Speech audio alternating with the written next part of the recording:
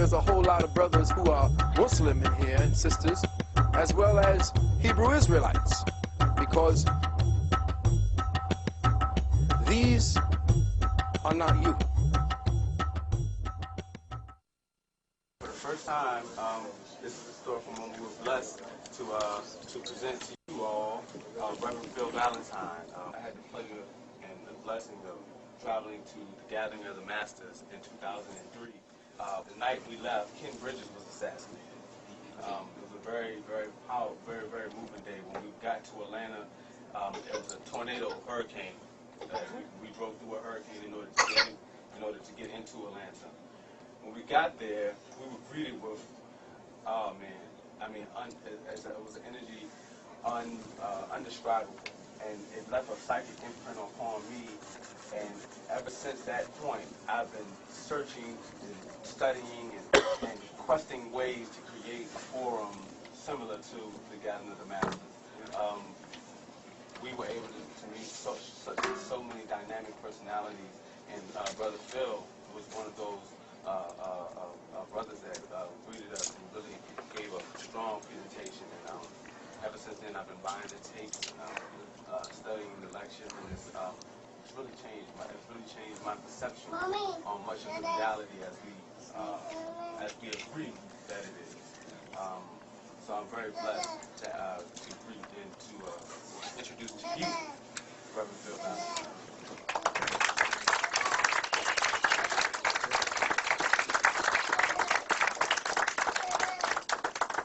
And let's keep it going for Brother Manifest, please, for all the work he's been doing.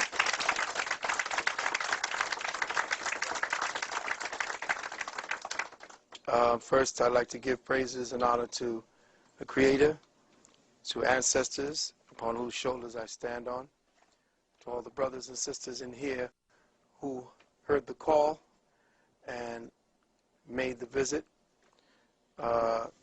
Big ups to Brother Del Jones and his queen, Sister Q, and all the works that are being done in this part of the world. Dovetailing from what the last brother was speaking about, it's right in synchronicity with the fact that I'm going to be speaking about the so-called theory, or at least an aspect of Darwinian nonsense. But I've used it to positively bring about a lesson about what has happened to us as a collective people. I am a collection of different first world peoples, from my Fulani basis to my Olmec Mayan roots, to my Spanish Moorish roots. I'm like a mutt of different energies and genetic signatures, which gives me a unique perspective on a lot of things. And I have had to battle my way through all of them. I can float through different areas of activity and not be as conspicuous. So it has allowed me, or afforded me, access to libraries and places that heretofore brothers and sisters who, if you look at my family, everybody looks African, and I'm sitting on the side here as part of the family, and it's like, okay, who are you? Well, I've always had an identity crisis because they couldn't tell where I was from, what I was. I just got everybody's genetics at once. But I had titled this lecture after a lecture that I wanted to expound upon, and I call it The Quintessence of African Spirituality and the Theological War on Evolutionary Consciousness. Now, I know it sounds wordy, but in the day that we live in, language has to be expanded. Language has to be stretched. The envelope around the perceptions that we have created for language has to be dismantled. So it sounds wordy what I'm saying, but when studied carefully, what I'm about to read to you is my heart. I don't usually just speak, because I could do that for hours. What I do is I put down a lesson plan and I read it to you. And then in the tapes, you see and hear and can rewind but it is on track. So I wanted to talk about the theological war on our evolutionary consciousness, because all consciousness, quote unquote, evolves. All things ascend from one state to the next. If there's anything that's consistent, it's change. And the problem is we as a people have not been allowed to change in accordance with cosmic dictates. As the cosmic moves forward, as we move to different areas of our solar system, as we move to a different area of our galaxy, as we move into a whole new neighborhood in our own universe, we are still locked down in one formalized, protracted form of thinking. And we are not in step with the universe at all. And that has caused us our problem. So I want to start off by saying something that was written over the temple thresholds of our great Kemetic sanctuaries of learning. And these words were written, Sia ekes, sia ek patu neteru, which means know thyself, O man, and you know the heavens and the gods. So first I would wish to thank the Creator Spirit for blessing me with the breath of life. Precious thanks to the ancestors of my beloved family, both immediate and extended. Precious thanks to my Queen Nalani, and all the conscious warriors who've supported me throughout the 30-odd years of my own personal quest to enlightenment. For those of you not familiar or acquainted with me, I work in the community. I am a doctor of hygienic sciences. I am a doctor of naturopathic medicine, a clinical hypnotherapist, and a doctor of arcane sciences and metaphysics. For the last 30 years, I could consider myself to be a metaphysical health activist. Presently, in this incarnational cycle, I am an agent working for the Department of Eternal Knowledge and the Bureau of Higher Wisdom and Intellect. It's but, about 25 years in working towards this particular place that I am. And it's because of the ancestors' great works throughout my adult life that I have sought to emulate much of the brothers and sisters that were talked about here. To follow in their ways, to say the things that they said a little differently and in the times. I have sought to open up possibilities for exploring more scientifically practical applications for our ancestors' spiritual and metaphysical teachings, to conduct an in-depth analysis of the arcane treasuries forged by the architects of our collective African consciousness, what I have come to define as our dark matter consciousness. And this is the focus of my contribution to the Happily Natural World family today, to illuminate our real African history and to clarify our real African present and future. And for those of you who don't know me, real is all I do. And what we're about to do and what we're about to present is going to be as real as it gets. What we will explore today will focus on the ongoing protracted theological war that for over 1,000 years has been and still is being waged against African spiritual evolution, the resulting degenerative states of the collective African mind and its perverse expressions through the world's 3 dominant religions today. I have chosen to approach the subject of African spirituality from the time frame of its demise and its decline, and not from the time frame of its zenith. Let me say that again. I am going to approach African spirituality from the time of it falling head first into hell. I am not going to speak about it like we normally speak about it when we were building pyramids and creating religious artifacts and bringing spirituality to the world, because we already know that. We don't have an idea of how we have pummeled completely. We are completely in the mud.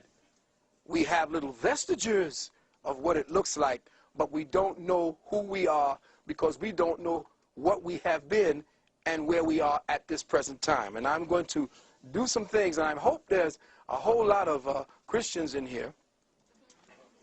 I hope there's a whole lot of brothers who are Muslim in here and sisters, as well as Hebrew Israelites, because these are not you. It's like, does this work?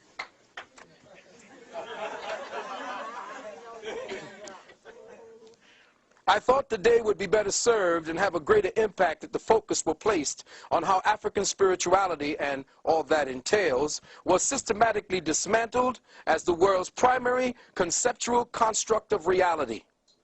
How it was attacked, the methodologies and strategies, how the surviving remnants were convoluted into the dogma of today's three major religions, mutilated and suppressed, and the psychological consequences its destruction has had on African peoples, in fact, all other indigenous peoples of the world today. Beloved, for the sake of clarity, I'd like it to be known that I am speaking about African spirituality in a purely abstract context, the qualifying word African simply being used as a marker to define an instance in the flow of human evolutionary consciousness. I'm speaking of African spirituality as a globally recognized exercise of the higher perceptual faculties in humanity, even before the continent we now call Africa became known as Africa, Al-Kibulan, Abyssinia. So my account of the attack and the erosion of African spirituality on this planet begins approximately 2,264 years ago, circa 264 BC, in accordance with the Europeans' Gregorian time frame, with a man called Ptolemy Philadelphus, a Greek who ascended the Kemetic throne after its fall to Alexander of Macedonia, who tried to make restitution for the carnage and destruction of his predecessors by rebuilding the Kemetic libraries and schools. The reward he offered was great, anywhere between $10,000 and $30,000 at that time, per set of scrolls, the price depending on the in-depthness and thoroughness of the study submitted. Those who did not commit their philosophies or give their philosophies to the scrolls or to the manuscripts were allowed to dictate their stories to scribes, who meticulously wrote them down and logged them into the library. Many duplicates of each scroll and manuscript were also made for distribution to other libraries and schools that Ptolemy planned to build, which unfortunately never happened.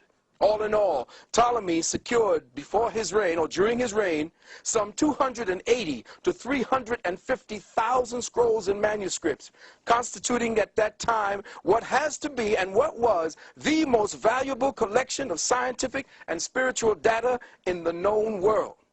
Ptolemy himself was said to have been a scholar of sorts, or at least he is a wannabe. But he had the same Greco-Roman delusions of grandeur, where he wanted to be declared a god. So he read many of the translated works in his library, and he discovered to his amazement that virtually all, of the many and diverse systems related to philosophy, religious practice, and the sacred sciences were literally based on one and the same conceptual principle. The evidence in the library showed without a doubt that all of the ancient sciences, religions, and philosophical writings were based on but one grand, and for our purposes here, African cosmological unity, which in itself had a legacy that pointed to a time even before most ancient, more African, let me just say, there is no place in the past that you could dig in that you will find your origin. Because you don't have an origin. You always was, always will be. And the problem is that every time we dig up and find Lucy, we're only finding a point in the reference of evolutionary consciousness. And that's where I'm going today. When we trace the evolutionary history of African spirituality to the time of its origins, we find documentation that reveals there was never a time that man was not. Let me say that again. There was never a time when man was not.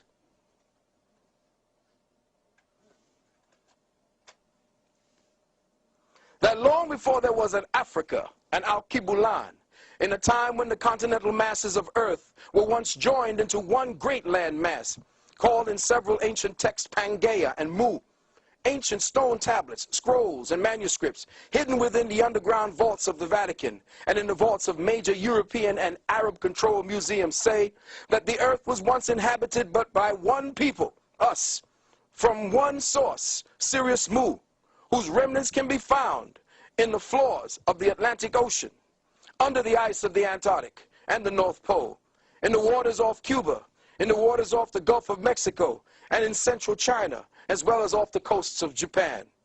All of the above being remnants of a great global catastrophe, and that the survivors of this cataclysm were the indigenous peoples who today call themselves the Twi, the Bantu, the Yanomamo, the aboriginals of the so-called Americas, Amexem, off of the Fiji Islands, Papua New Guinea, and the Australian continent. The libraries of Alexandria showed that all the ancient religious philosophies were based entirely on the astrosophic principles of the grand cosmic cycles of unity. That all so-called races and nations of the earth, from the original blue-black, purple-black, to the brown-black, and yes, even the green-black melanated peoples, worship cosmic deity under one grand harmonious system. And here's a note. Akhenaten was not the first to postulatize to the notion of oneness of the Creator. He simply resurrected an ancient concept older than Kemet itself. Ptolemy unknowingly gathered together this evidence of the one original system of cosmic unity into one of the greatest centralized repositories of religious, spiritual, scientific, and metaphysical information known at that time. All the evidence showed that this grand unity of spiritual, theological, science, and worship prevailed in principle throughout ancient earth. That is, until the 4th century AD. Beloved brothers and sisters, mark this time very carefully and pay the closest attention, because it was in this century that what we now refer to as African spirituality came under the most relentless, brutal, and debilitating attack. The war against the arcane sciences of our ancient Afro-Kemetic masters, or better yet, the war against evolutionary consciousness, began under the organized leadership of a man named Constantine, the so-called Great. Constantine, the founder and first Pope Caesar of what became known as the Roman State Church of Christ and Christianity. Many historians claim that the first popes of Catholicism were black, and rightly so. But these men were royal appointees, rewarded for their part in making Constantine Caesar, like Pope Sylvester, who at that time was nothing more than a bishop of the Christosites in Rome. Now, believe it or not, beloved, black people today in the main haven't the vaguest clue, not one single clue in their present state of socialized consciousness, just what this Roman state church and its religion of bloodletting has done to the arcane archetypal essence of African spirituality worldwide, nor what its sustained influence has done and is still doing to African peoples over the last 500 years on this continent and throughout the worldwide diaspora. See, beloved, to study African spirituality in its proper context here in the contemporary world, you must first learn to recognize what it is not. The first step to enter over and understanding what African spirituality is to recognize what it is not.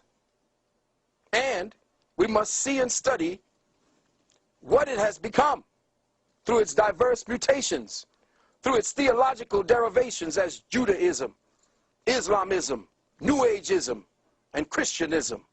Since all of these representative mutations came about as a result, a direct result of conquest, and a brutally traumatic conversion process that specifically targeted the African spiritual mindset, warping and contorting its cosmic focus away from our original scientific teachings of the abstract, unitary, astrosophic principles of cosmic law. As a result of this theological mutations and their influence taking precedence, the quintessence of African spirituality now lies comatose, buried within the ecclesiastical dogma of a theopsychotic thought complex. And how has this pathological thought complex propagated across the globe? Well, as I've always said, like a disease, it happened in degrees. With the creation of this new state church, the confounding fathers of this new religion went all out to assure the success of their new enterprise. And what did they do? They set about suppressing and destroying all other existing competition. And so off to Alexandria they went, where they skillfully interpolated what they wanted from the treasuries of that library. And what did they do?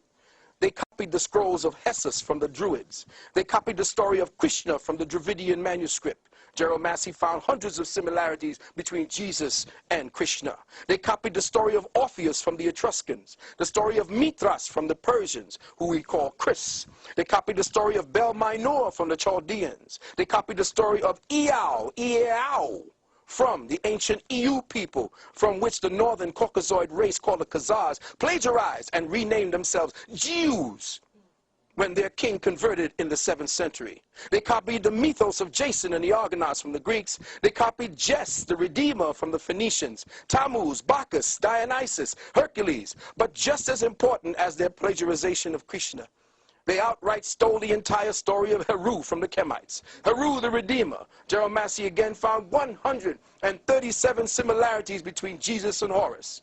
Each and every one of the above characters and more, from different ages and time periods, all were known as the Christ or the Christ or the Anointed One. With the creation of this new state church, they also copied the story of Hercules, which was Set.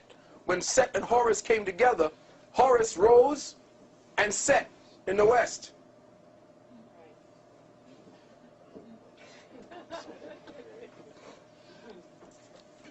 Yes, my beloved Christian brothers and sisters, I'm talking to you now.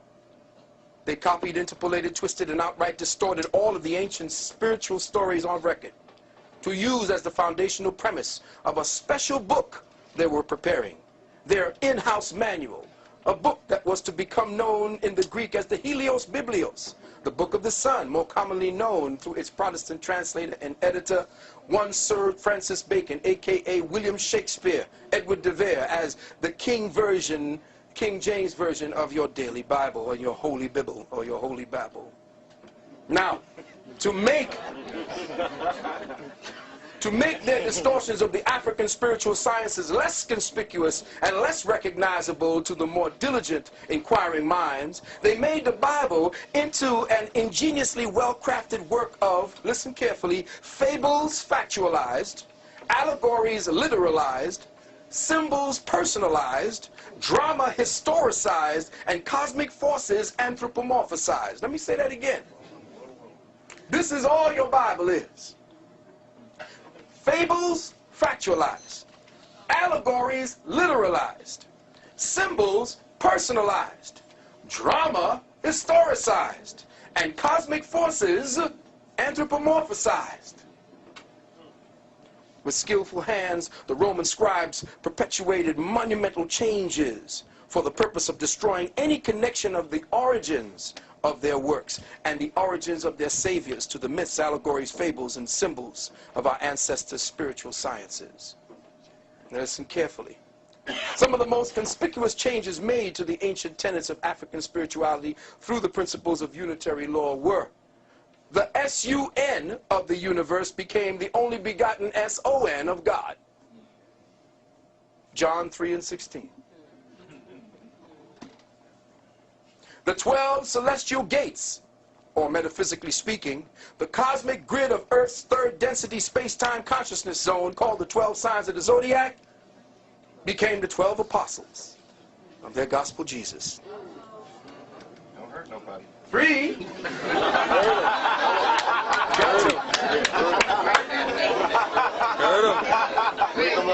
the pain.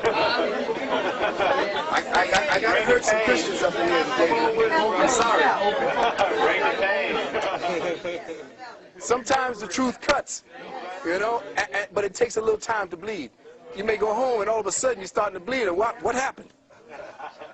3. The Afro-Kemetic and Dravidian principles of the redemption of man through the reincarnational cycles were ordered removed from the spiritual literature of the Bible. No longer would redemption through cycles of physical rebirth, where the soul undertook its own personal, deliberate, biospiritual effort to transcend, where the human mind would use its focus, intent, and attention to alchemically transmute the cellular molecular genetics of the atomic temple through the disciplined retention of the man's sperm seed and the disciplined retention or stopping of the monthly loss of vital blood essences and eggs by the woman. No longer would this eternal science of the ancient masters constitute the higher paths to personal redemption. No, no longer. Instead, redemption, according to the Roman State Church, became a vicarious and literal blood sacrifice, a blood-bathing, blood-drinking, blood-washing process where any criminal, be he murderer, child molester, lawyer, or political despot, could be cleansed of all their evil and sin and achieve unilateral forgiveness and absolution. The one condition for this ticket to paradise being that they only have to be washed in the blood, accept and believe in a personal Savior who was brutally murdered and then physically resurrected to save all our asses. All of this on your behalf. Mark 6 and 16. Revelation 1 and 5. Now forgive me for interjecting at this point, my beloved brothers and sisters, but if you were to look carefully and examine the underlying logic, listen carefully, the subtextual mindset behind a belief and doctrine, you just have to ask yourself logically, is it any wonder why black Afro-Americans, Negroes, niggers, the majority of which are Christians, in fact, all black descendants of the captivity, haven't yet received 1 red cent in reparation? It's simple. Let's connect the dots and see why. By black people, Negroes, accepting the doctrine of vicarious atonement. Vicarious atonement means somebody else save your ass. Just worship and believe, and you will see the kingdom. Because God, Jesus, got your back. By accepting the doctrine of vicarious atonement and accepting this belief structure as your own, you have not only denied the very existence of your ancient ancestors and your true our story, history, you have in effect forgiven your oppressor of his debt to you. For by his acceptance of this personal Savior, the oppressor's sins against you are forgiven. And since now you believe as he does, you and Jesus have forgiven him, and therefore he don't owe you a damn thing.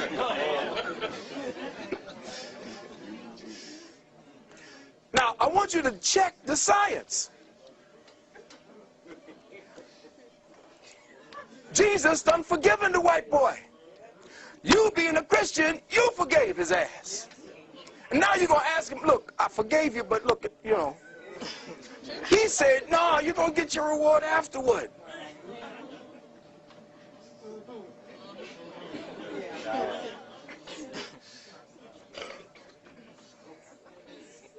Now remember, since Jesus the Christ is a fable, and your government is one nation under that fable, their God, your acceptance of his existence puts you into the fable or the speculation as well. Thus, you have no history, no ancestors, no nation, but the one you have now believed you. Now, this one thing you have, the one you now have, the one he gave to you through your acceptance of the fabled Lord Jesus Christ. Once you say, I am washed in the blood, that's the blood of your ancestors. This is what the metaphysical underground calls being caught up in the matrix. You see, indigenous melanated people do not see that the European has structured his present paradigm after the Shatar law of the imposter Jew. This government is a quasi-theocracy where your belief in the system makes it real. At its core, the government is a fable, a fiction. It is a direct reflection of the Roman state church fable. If you buy into one, you have automatically bought into the other. Now let's take a short look at the forming of the early church. Christian Bible says, by their fruits shall you know them. Let the church say, amen. All right now.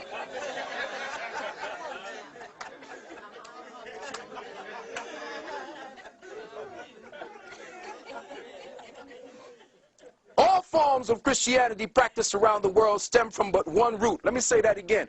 all forms of Christianity today, practiced around the world, stem from but one root. And regardless of what you may think by those you professing, you could be Anglican, you could be Baptist, you could be all of it. All Christianity is guilty by association, because all forms of Christianity is Roman. Its root, the root of Christendom, is in the Vatican and Rome. And believe it or not, beloved brothers and sisters, when the Moors fell over here, it was the Pope that gave permission for Islam to be practiced on this soil. Let me repeat that again, because a lot of my brothers, being a Moor myself, that was a little hard for me to swallow when I heard that. Muslim religion, quote unquote, Islam, the Pope gave permission for it, just like the Pope had to give permission for Nam Myoho Renge Kyo to be practiced here as well. Because the Pope is the ruler of the planet, period. He overrules all law, period.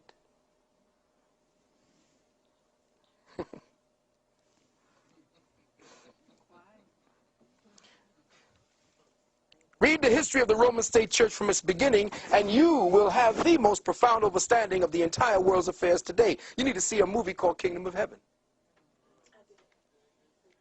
Incredible movie. And that's how it's been going, back and forth. Two factions of two bastard, aborted fetuses of ancient Kemetic law fighting back and forth before one another, saying that they got the true God, killing one another. So now let's examine some of the evidence given by those who lived around the time of Christianity's beginning in Europe. Let's go back to the scrolls and see what the people who were there at that time had to say about the origins of Christianity. Remember, beloved, all persecution by the Church of Rome written on the pages of ecclesiastical history began with Constantine and extends to the present day. In fact, the Christian emperor was the first to forbid free thought. And Christian priests were the first. Christian priests were the first. Let me say again, Christian priests were the first to burn books.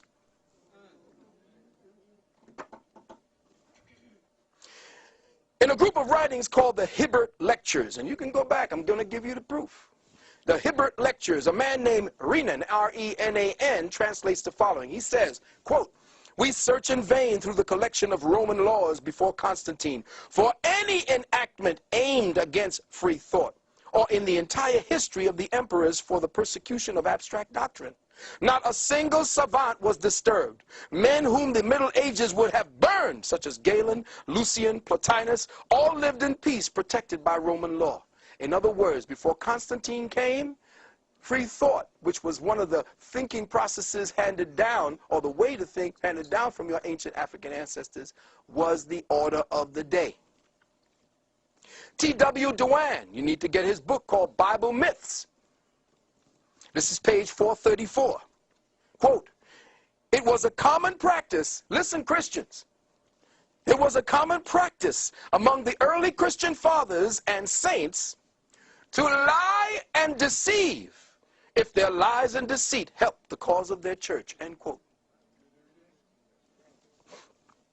Lactantius, the eminent Christian author of his time, wrote, and I quote, "Among those who seek power and gain from their religion, there will never be wanting the inclination to forge and lie from it by the church." From Count Volney, Ruin of Empire, Dr. John Henry Clark talked about that book. Page 177. It says, "We see an account." Now check it out. This guy's name in Count Volney's Ruins of Empire, a man named Nazianzus, N-A-Z-I, take that one in, A-N-Z-U-S, writing in the Scholar of Rome, he says, quote, "A little jargon is all that is necessary to impose on the people." Listen carefully. A little jargon is all that is necessary to impose on the people. The less they comprehend, the more they admire. Let me say that again. The less they comprehend, 50 Cent, the more they admire.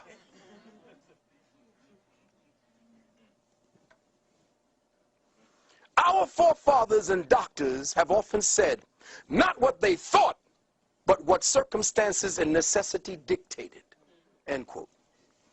In Gibbon's Rome, Volume 2, pages 79 and 80, Gibbon writes of Eusebius, Bishop of Caesarea, one of the architects of the Nicene fraud that became Christianity. Quote, the gravest of the ecclesiastical historians, Eusebius himself, indirectly confesses that he has related only what might be redounded to the glory of the church, and that he would suppress all that would tend to disgrace that religion.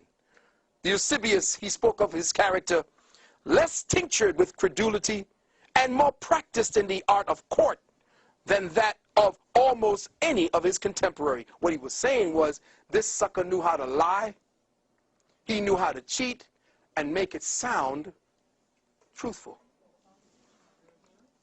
Johann Lorenz von Mosheim, in his book Church History, Johann Lorenz von Mosheim, in his book Church History, Volume 1, page 198, said, quote, it was held by the church that it was not only lawful, but praiseworthy to deceive, and even to use the expedient of a lie in order to advance the cause of truth and piety.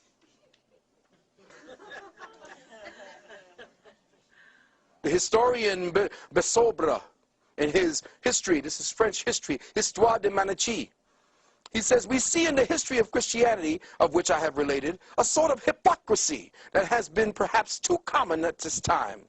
That churchmen, listen, not only do not say what they think, but do say the direct opposite of what they think. Philosophers in their cabinets, out of them they are content with fables, though they know well they are fables. Nay, even more, they deliver honest men to the executioner for having uttered what they themselves know to be the truth.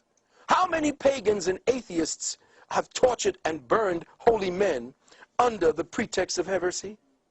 Every day do hypocrites consecrate and make people adore the host or communion, though they are well aware and convinced as I am that it ain't nothing more than a piece of bread. End quote. The theologian Reeves, in the Apologies to the Father, in a book called the Stigmata, or the Syntagmia, says, quote, it was a Catholic opinion among the philosophers that pious frauds, let me say it again, pious frauds were good things, and that the people ought to be imposed upon in matters of religion. Again, from the Syntagmia, quote, he purposely wrote these in Latin, that it might serve for the instruction of the clergy only, and not come to the knowledge of the laity or the people, because too much light is hurtful for weak eyes.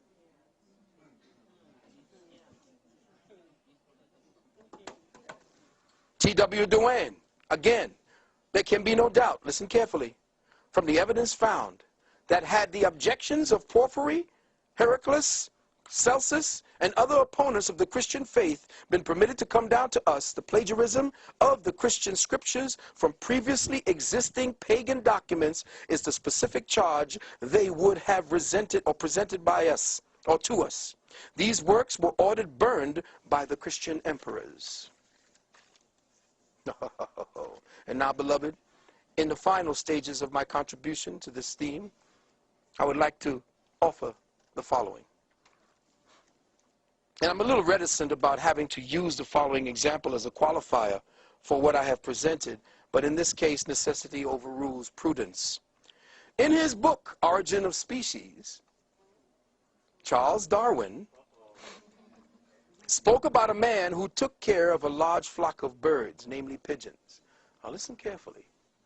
I want you to listen very carefully. I want you to just put aside, well, you can't help that, because if you're really listening to me, you're not thinking. You know that? Do you know how you can stop your thinking? By learning. Learning stops thinking. Let me say that again. Everybody want to go into all kind of meditations? You don't need to go into Om and all that old nonsense. Just start learning. Because right now you ain't thinking. Think about that.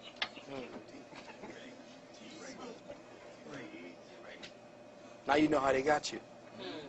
Because the problem is that you don't understand as African peoples, as melanated peoples, that the greatest wealth that you pay to this devil is your attention. Because that's what they ask you to do. What? Pay attention. That's right. So now you're paying attention, they're getting wealthy. It's when you stop paying attention that they kill a few of y'all. Black boy gets shot by police 27 times. Now they got your attention. Now you're off the spiritual path and you're thinking along their path. Now, if you're going to sit down and cry about it, then you're dead. Go ahead and kill the man who killed that boy, then you're all right. Say it again. But don't sit back and, oh my God, oh my God. Do something about it and then go back to thinking.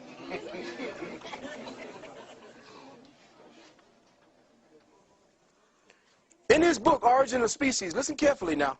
Charles Darwin spoke about a man who took care of a large flock of birds. They were pigeons. These pigeons were distinguishable by what appeared to be an infinite variety of ornamental designs. They were all types, every shade of subtle blues, subtle greens, blacks, and grays. All were adorned with a wide variety of marks that elegantly characterized their individuality.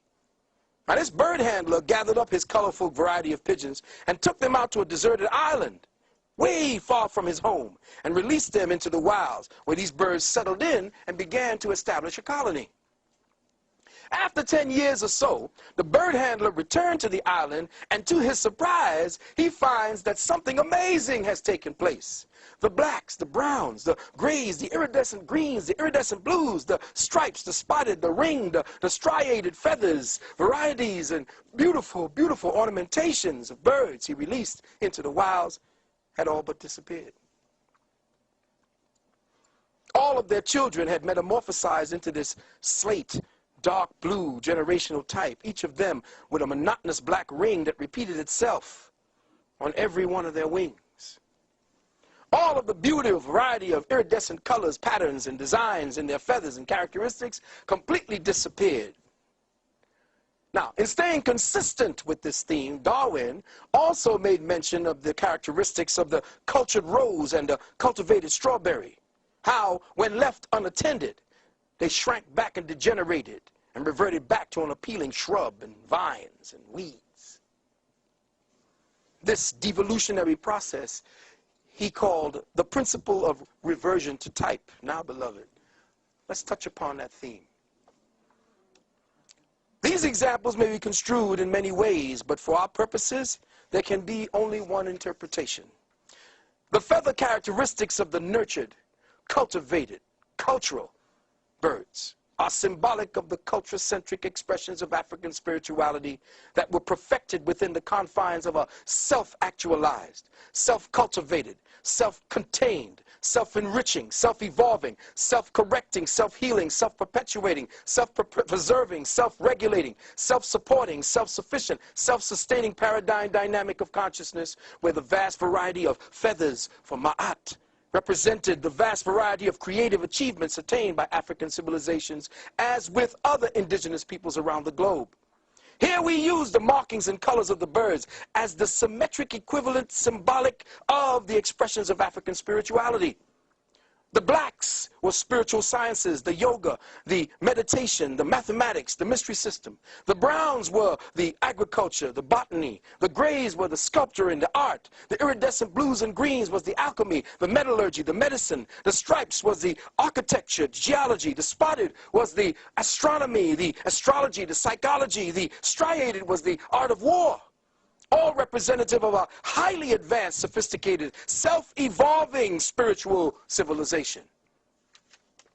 Then it came to pass that these diverse Africans and their individually unique expressions of spirituality began to experience a series of sustained, brutal attacks for over the next several hundred years. This ongoing strategy or tragedy, eventually caused them to become traumatized captives. They were rounded up, displaced, and taken to hostile foreign environments where their self-evolving mechanisms of cosmic consciousness, their African spirituality, were systematically and savagely brought to a screeching halt. What once constituted an internal dynamic of self-evolved energy that was used by the African mind for the development of higher awareness became a pathological fight or flight survival response to hostile environments.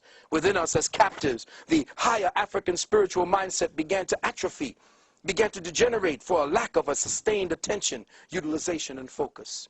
Diasporic Africans, unbeknownst to the majority of us, began to devolve spiritually over the subsequent 20 to 25 generations. We began to revert back to a type, that is, a type of African never before witnessed or experienced by ourselves. A new type of African was created, a religious African. We began to psychologically metamorphosize in the hostile atmosphere of a Willie Lynch environment, which caused us to revert, or should I say convert. Let me say that again. Y'all didn't hear that. Africans didn't revert. We converted to a pathological, artificial, cultivated phenotype made in the image and likeness of our external slave master, who rewired us to self-perpetuate anti-spiritual, non-critical, non-logical behaviorisms. Beloved brothers and sisters, over subsequent generations, our pathogenic conditioning began to bear fruit.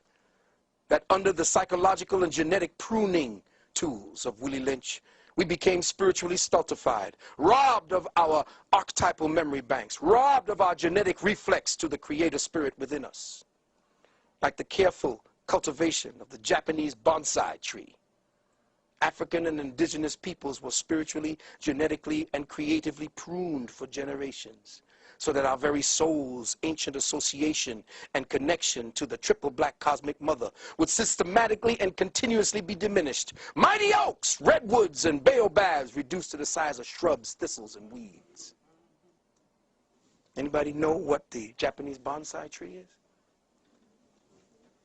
You can turn an oak this size. All you got to do is just keep pruning it. And that's who we are. Well-pruned bonsais. And to seal the bargain, to shut the door forever, the slave master pruner taught and conditioned the traumatized African mind to supplant his natural, abstract, metaphysically reflexive, inquiring mind with that of the non-critical, non-questioning, non-analytical functionism of the religiously indoctrinated mind. With reference to the examples given above about the rose, the strawberry, and the birds, African spiritual scientists were actually and acutely aware of this fact called the principle of reversion to type. They considered it in every real work that they have ever done. They always knew that man would revert back to type if he did not keep his culture. This they described in their depictions of the tenuous polarity of equilibrium between Set and Heru, between Set and Osiris Osar. You see, these were cosmic forces that represented a form of gravitation felt between the higher and lower natures of man. Heru, Set, all of these were not people. Just like no man, no woman, no nothing ever existed in the Bible or in the Quran. Oh, man. Tell a Christian he didn't have a history. Tell a Muslim that nothing like that ever existed. Tell a Jew that none of these patriarchs that they're talking about and gods and forces that never existed. And my own brother will kill me.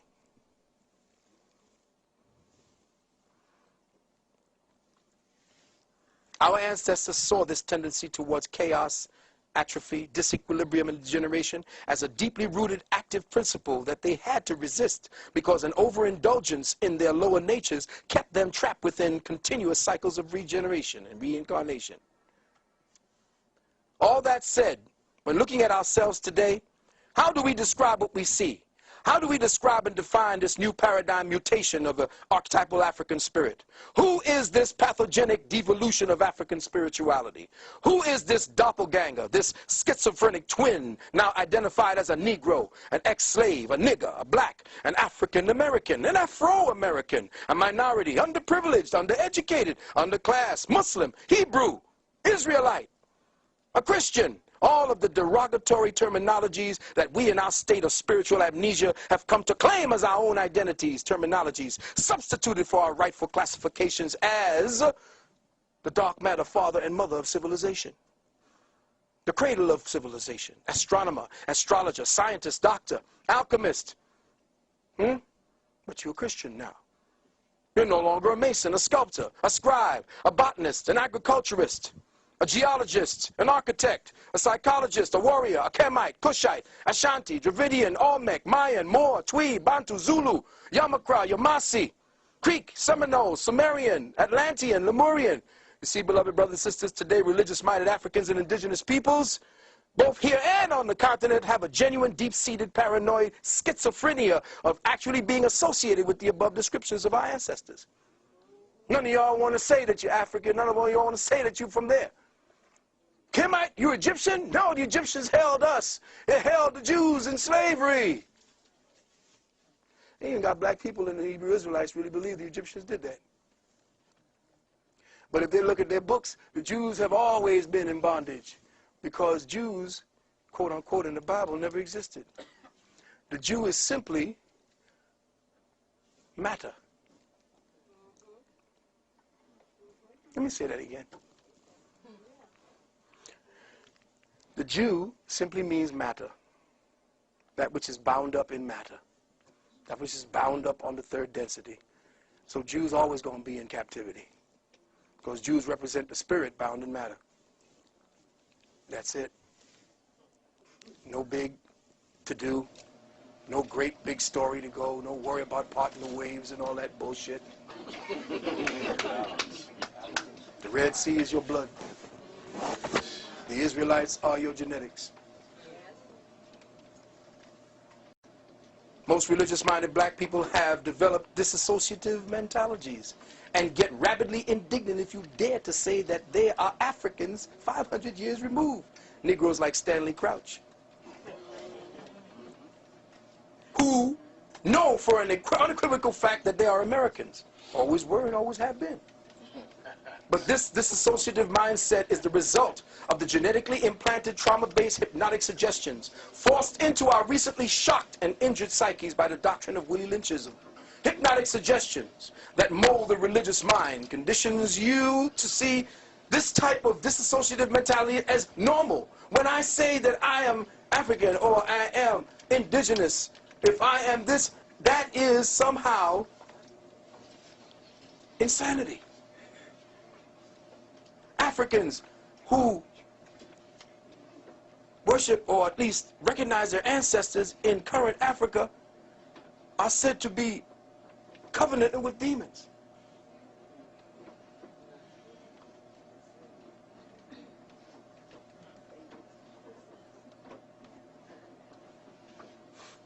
Any thought that entertains the fact that you are an orphan of African spirituality and consciousness is met with a discernible disturbance, a kind of queasiness deep in your chest and your bowels, doesn't it, Christian? Isn't that how you feel, Christian? You feel a kind of queasiness when I say you're African. You kind of start getting upset because the Jesus demon starts working you.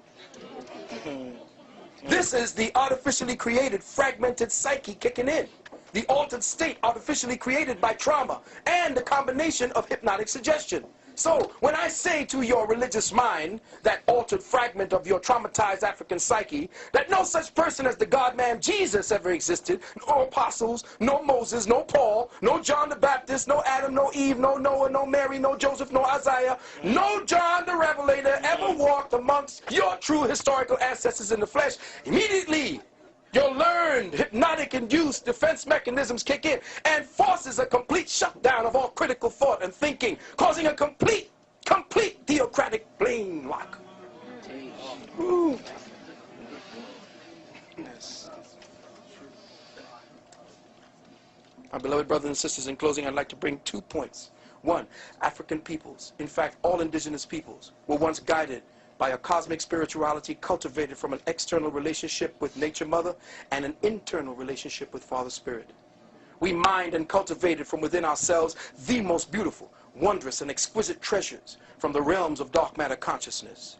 that still stand as eternal testaments, unmatched on the soils of North America and South America, Africa, China, Europe, in the depths of the Atlantic and the Pacific, under the ice caps of Antarctica and the North Pole, and yes, even in the semi-desolate plains of the planet Mars, and on to the moons of Europa and Titan. These monuments, carvings, and papyri persist as eternal declarations of the quintessential creative African spirit. But brothers and sisters, what in the Creator's name have you erected since? What have we created? What testament to cosmic intelligence and our spirituality have we recently etched in stone or ascribed unto papyrus? What last names have we turned? When last have we turned lead into gold? Or communicated with our ancestors, nay, with our progenitors on Sirius and Orion, now that we have reverted, or rather have been converted to a type, now that we all got religion.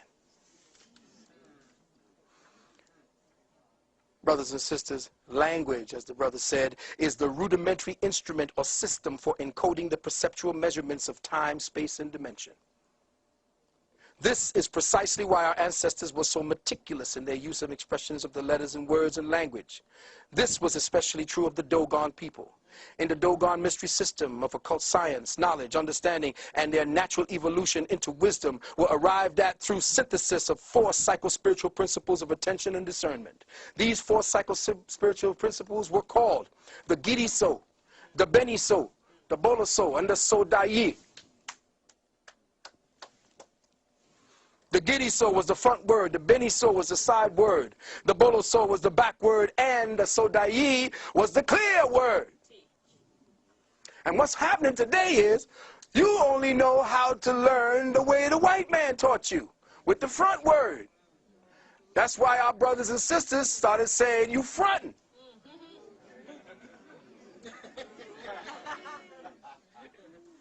Because your people used to say, listen to what they said, see the front word, and then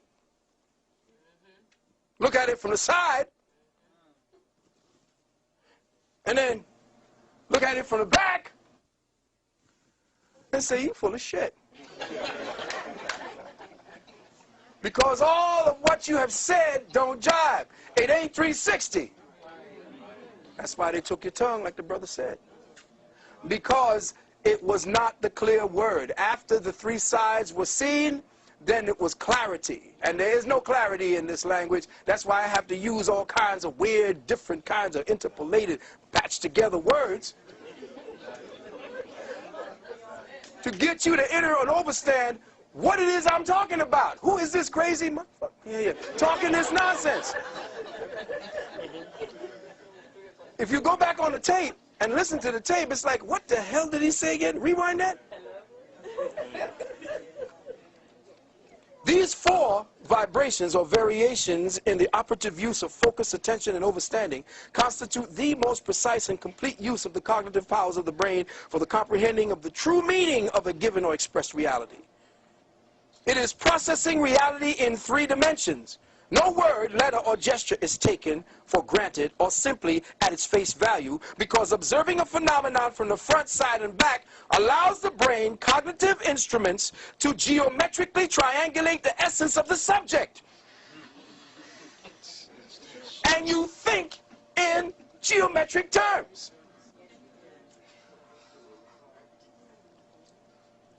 So you get a depth of word beyond the observed and into the intuitive. And you know what they say, you got to get into it if you want to know what it really means. Well, your ancient people spoke intuit language. And now because you're religious and you got to stand up there and listen to a man who is talking for you so you can get into heaven.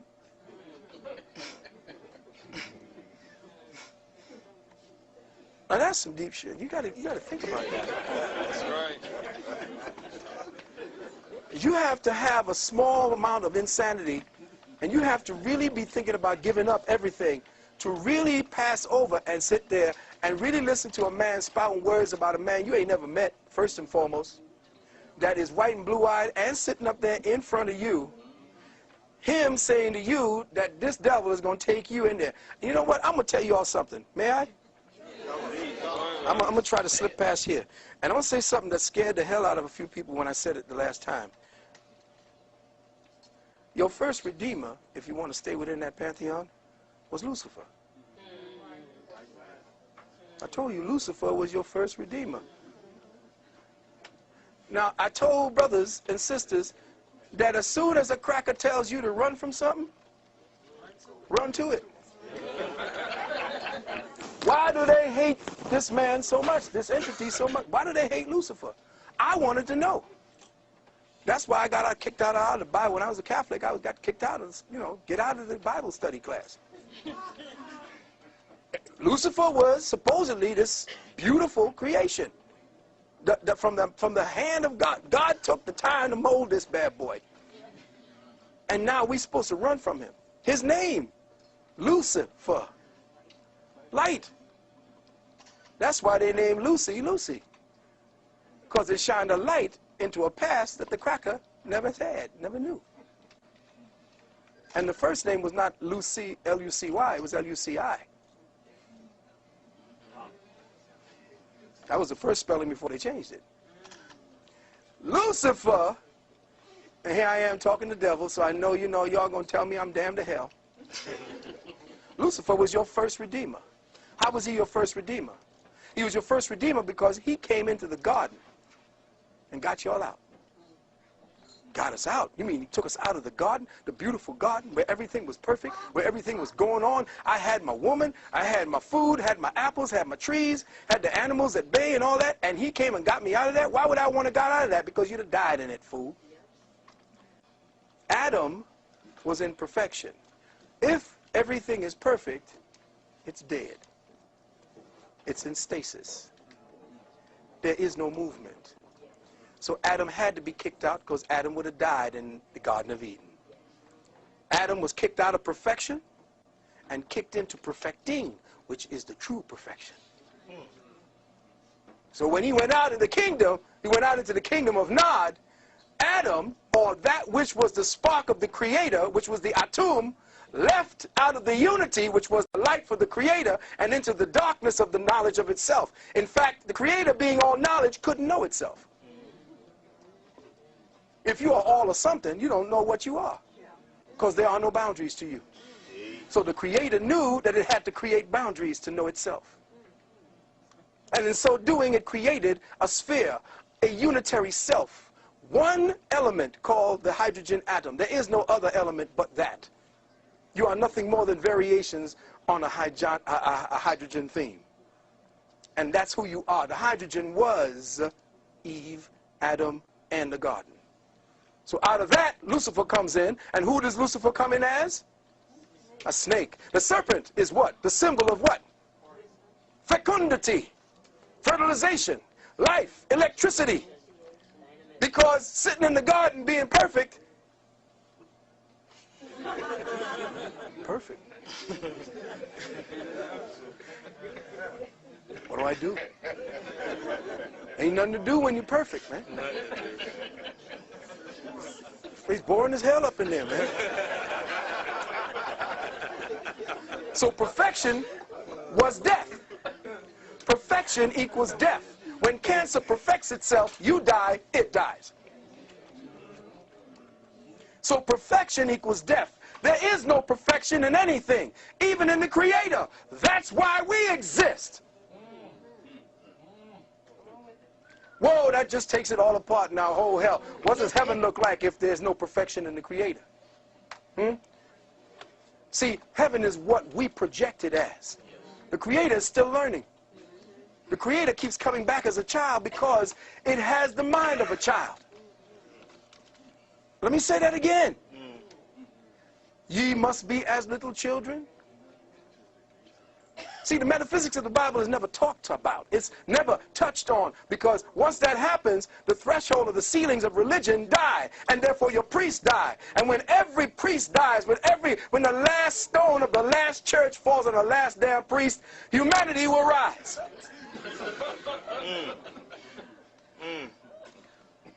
So until we understand that perfection equals death, And that we as African peoples fell to this plane in order to perfect God. Now you know you got a job. Before you thought you was unemployed. But you got a job. J-O-B, Job. Job is one of the most powerful books in the Bible. Why? Because it talks about the air sign. The air sign is Job. See, the Bible is broken down into 4 different elements: fire, air, water, and earth. And you could tell which one of the scribes were living in which age by what he called God.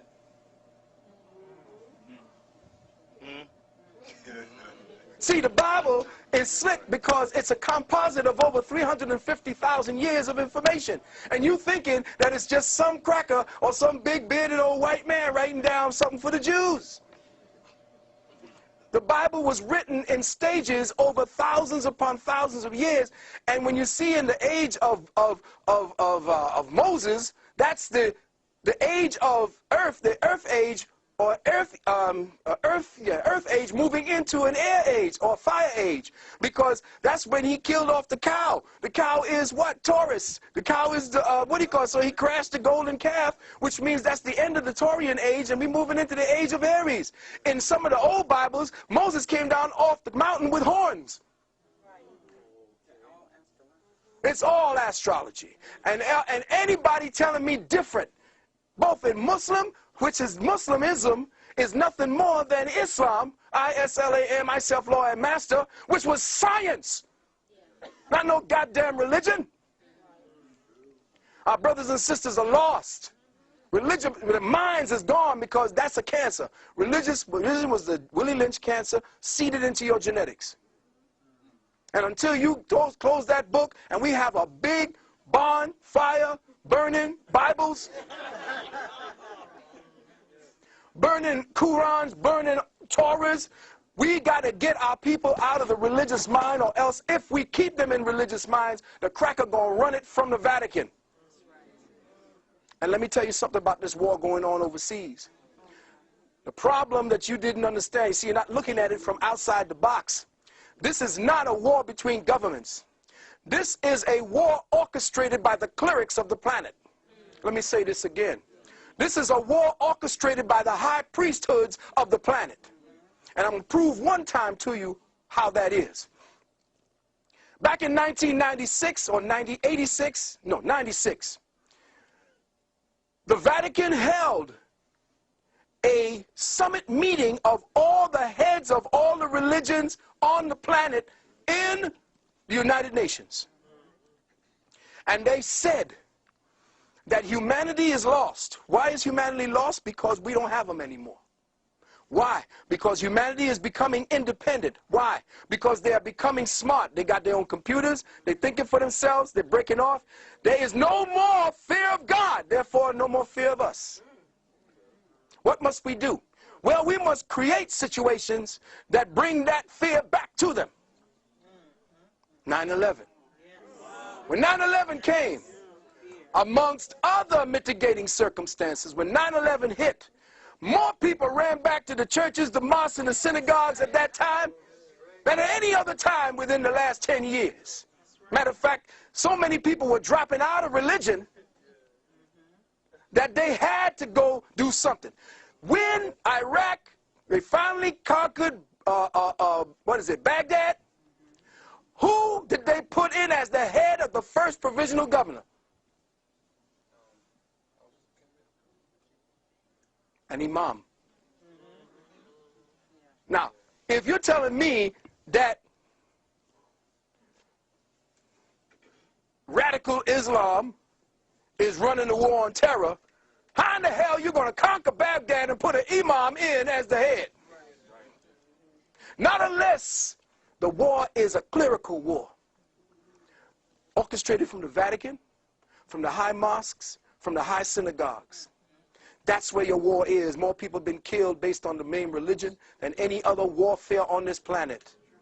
All of it orchestrated from the Black Pope. These last 60 to 100 years, 150 years, the Black Pope in Rome. Not the white Pope you see. There ain't a black man as the Pope. I'm talking about the Black Pope, the general of the Jesuits. His name is Hans Peter von Kulvenbach, a German Jew, who'd you just put into your popehood as the Count Nosferatu? What's his name? Another damn Nazi. Jew. You're watching Arnold Schwarzenegger. They're going to change the so-called Constitution, and you're going to be Sieg Heiling with your boy. You're watching the Nazification of the planet, but being orchestrated by the clerics. Religion has kept you hypnotized, making you believe God is outside of yourself. That's the secret to this age. And let me just drop something else on you. The Age of Aquarius. Everybody happy the Age of Aquarius is here? Oh, that's interesting. Nobody is interested in the Age of Aquarius, huh? Anybody know what the Age of Aquarius is? Yeah, run it to me. Ah, anything that's hidden will be known. That sounds very nice. But the Age of Aquarius in the first stages is the age of faggotism. Oh, y'all didn't know that, did you? Oh, you see, y'all thinking, oh, this is the dawning of the... Everybody wants the Age of Aquarius to come down, not understanding or understanding what it is. The story of the Age of Aquarius goes like this. There used to be a young boy in the fields of Greece. Listen carefully. Oh, really? I know you don't like where it's going, but it got to go there. A young boy of 15, 14 years of age, tending his father's goats. His father was a Trojan warrior, a general. The goats. Listen to me. Zeus, the almighty God from Olympus, looks down upon this boy and sees that he is fair. Goes down and snatches this boy. His name is Ganymede. Snatches the boy Ganymede and takes him and rapes him continuously.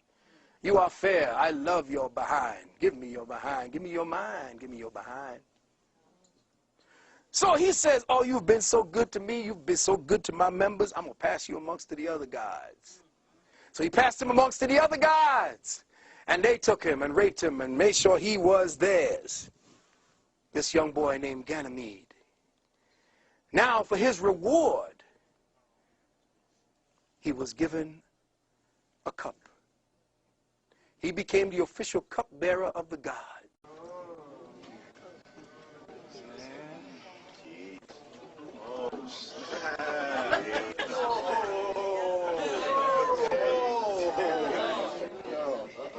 So, there are little things, this is just little things. I'm just scratching on the surface to try to get you all caught up. Now, I know I came from Christianity to consciousness lockdown.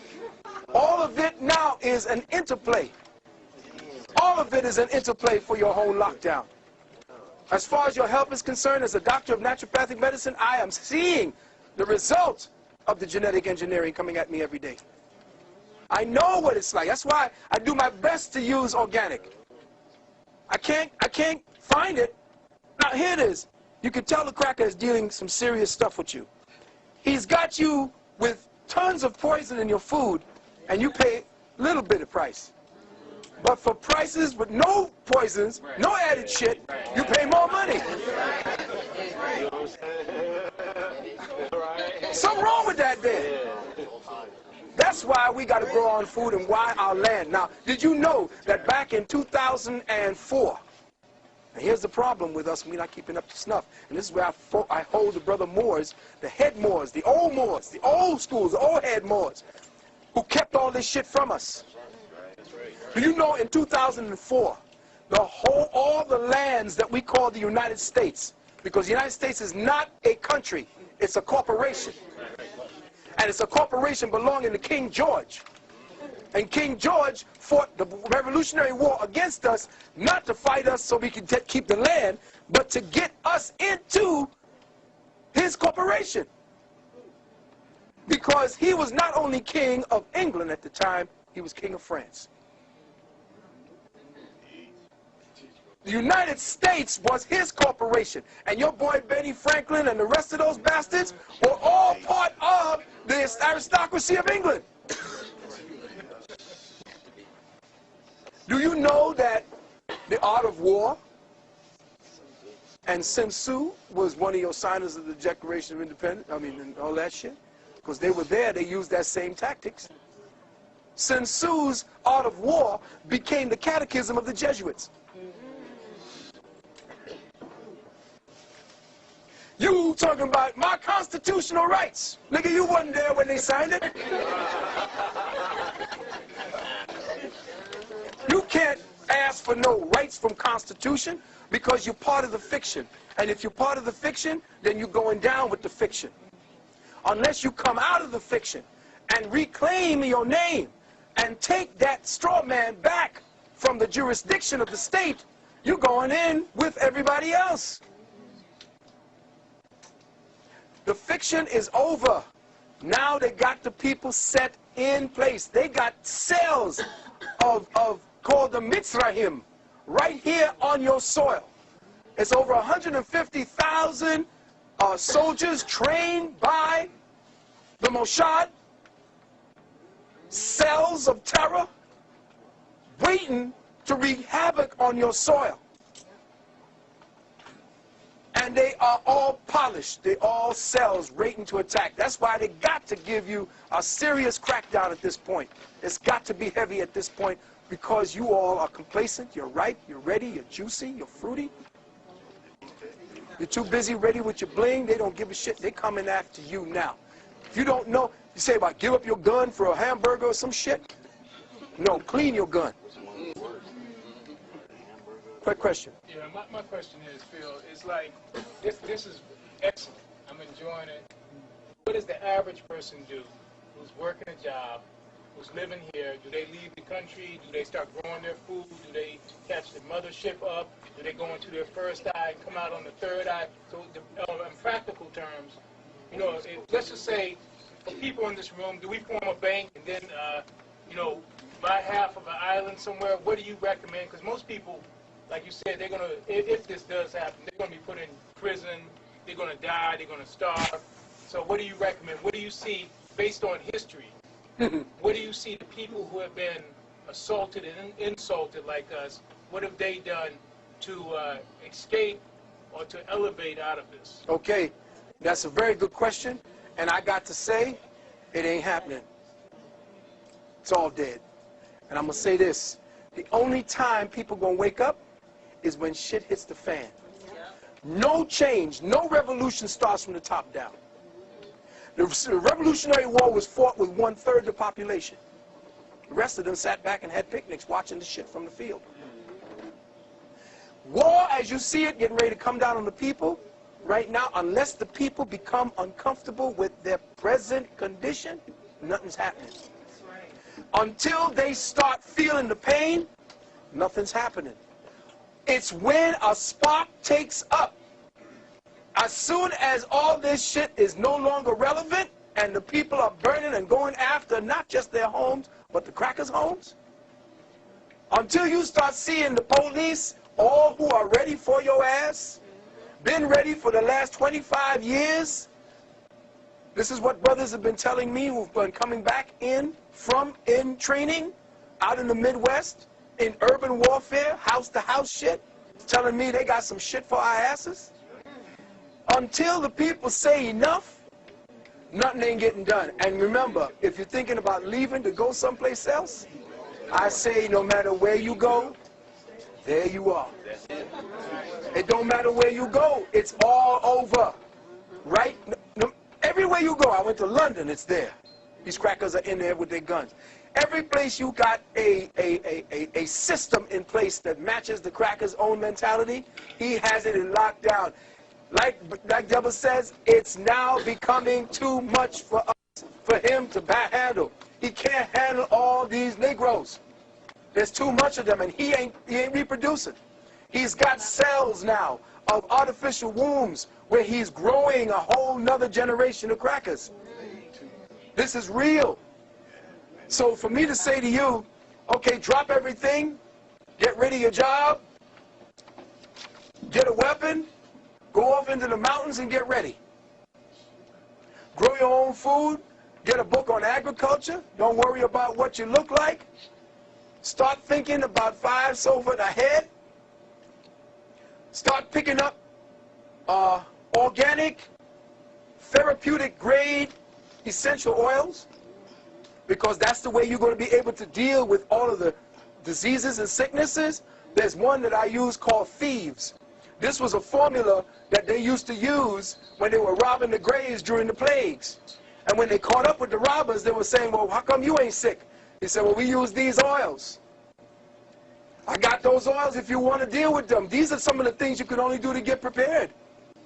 But to tell a person, stop working, stop doing this, it's like trying to stop a truck, Mack truck, fully loaded, going downhill with no brakes. Brothers and sisters are too locked into their paradigm. The majority of us here would not just get together, let's get a pool, let's get some money together. But hell, money ain't going to be worth shit.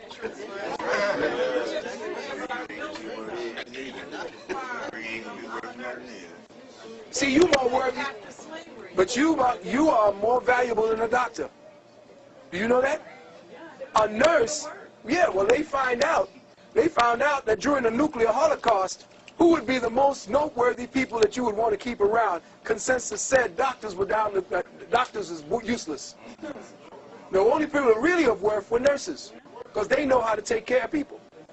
The doctors just prescribe shit.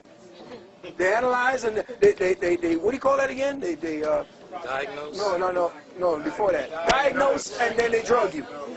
Nothing to do with healing. Somebody has something to say over here in the back. Question back there? It was you? No, it was in the back, yeah. So, like we discussing now, like Brother Henry said, we shouldn't be trying to improve the quality of life because it's all screwed up. It's all screwed up. So we should be doing, people in here should be doing rituals to end it. Well, the idea is, You know the what I'm rituals, saying? see, rituals is cool if you want to stay one place and get the place locked down. And a ritual would be to build a fence. That's ritual. But if you want a ritual to deal with it, then get yourself clear of all the things that you're going to lose. Get ready to lose loved ones. Get ready to lose your property. Get ready to lose what you thought. In fact, there's a book that I was told to tell you all about. And it's called, get this book and order it off the net. It's called Picking Up the Pieces. Now, check it out now. It's by a woman named Sorcha Faal. S-O-R-C-H-A, first word. Next word, Faal, F-A-A-L. It's called Picking Up the Pieces, a practical guide for surviving economic crashes, internal unrest, and military suppression. Yes.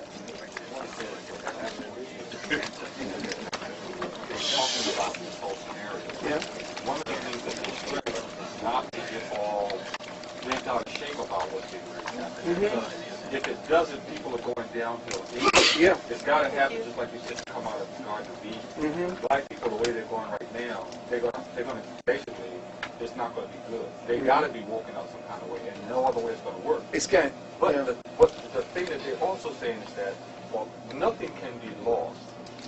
Because all knowledge is stored on the other side. Of course it is. And As as long as we maintain the ability to communicate with the other side, that, in my opinion, is the most important thing. Because no matter what happens, how bad things get, you can always go back. You can always do real technical and reconstruct. Exactly. But again, we have to keep the records intact. The reason why they are giving us the food they're giving us is to delete the Sankofa records. Remember, every time you eat, you teach your DNA. And the more you eat foods without seeds, see, if a thing ain't got a seed, it ain't got a nature. It ain't got a lineage. It may be anything. Frankenfood. Yeah. So what you're looking at is the way to destroy and delete the ability to recoup that knowledge. And that's in the food that you're eating. Here's the other thing. Next 3 months, economic chaos predicted. Currency devaluation. Overpricing on real estate. No one outside the country accepting U.S. currency. Now listen to this.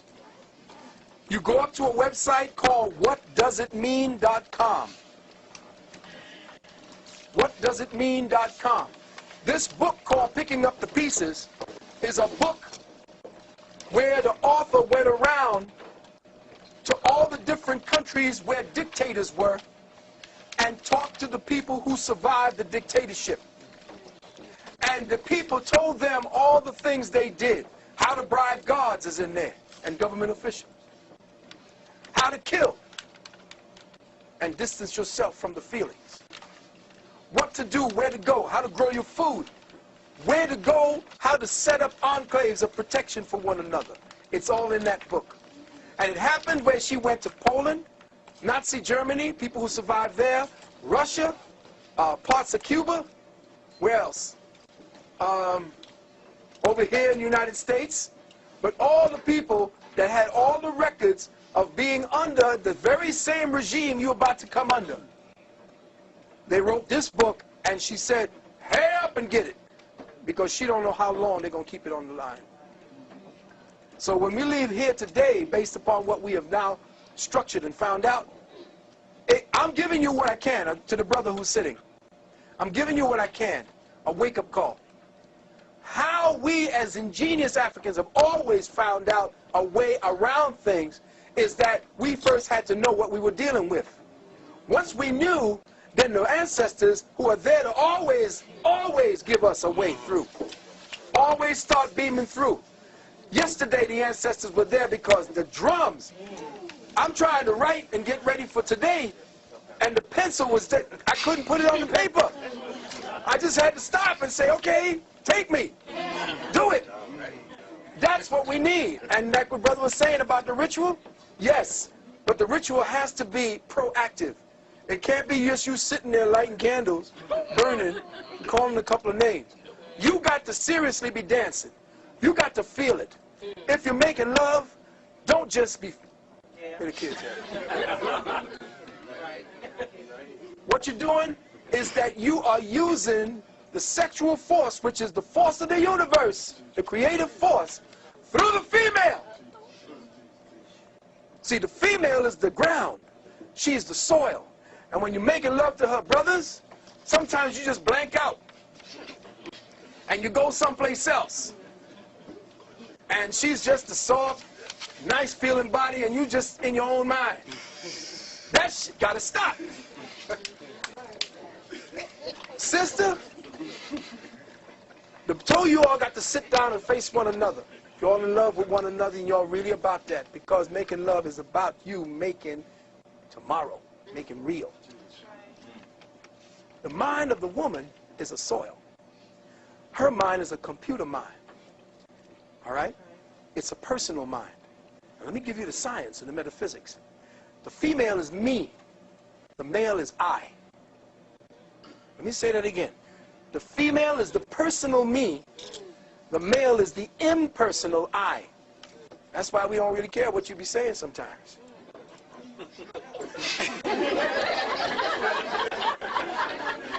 Hey, listen, am I being real or what now? That's right. That's right. It's like, yeah, okay, What was that? Okay, baby. Yeah. Okay, baby, yeah. Yeah, okay, I'll take care of it right away. The reason for that is if we are personal with you, we can't pay attention to the dangers outside. See, our minds have to be one way. We're wired to provide and protect. They hate us for that now, the feminists, those who wish they were men, the jealous ones, the rug munchers, all of them. Those are the ones who hate the masculine principle. They don't like the dynamic of the man. They hate it, and they have been putting out on the television and movies to destroy it. And the more a woman takes on that, she is now praised.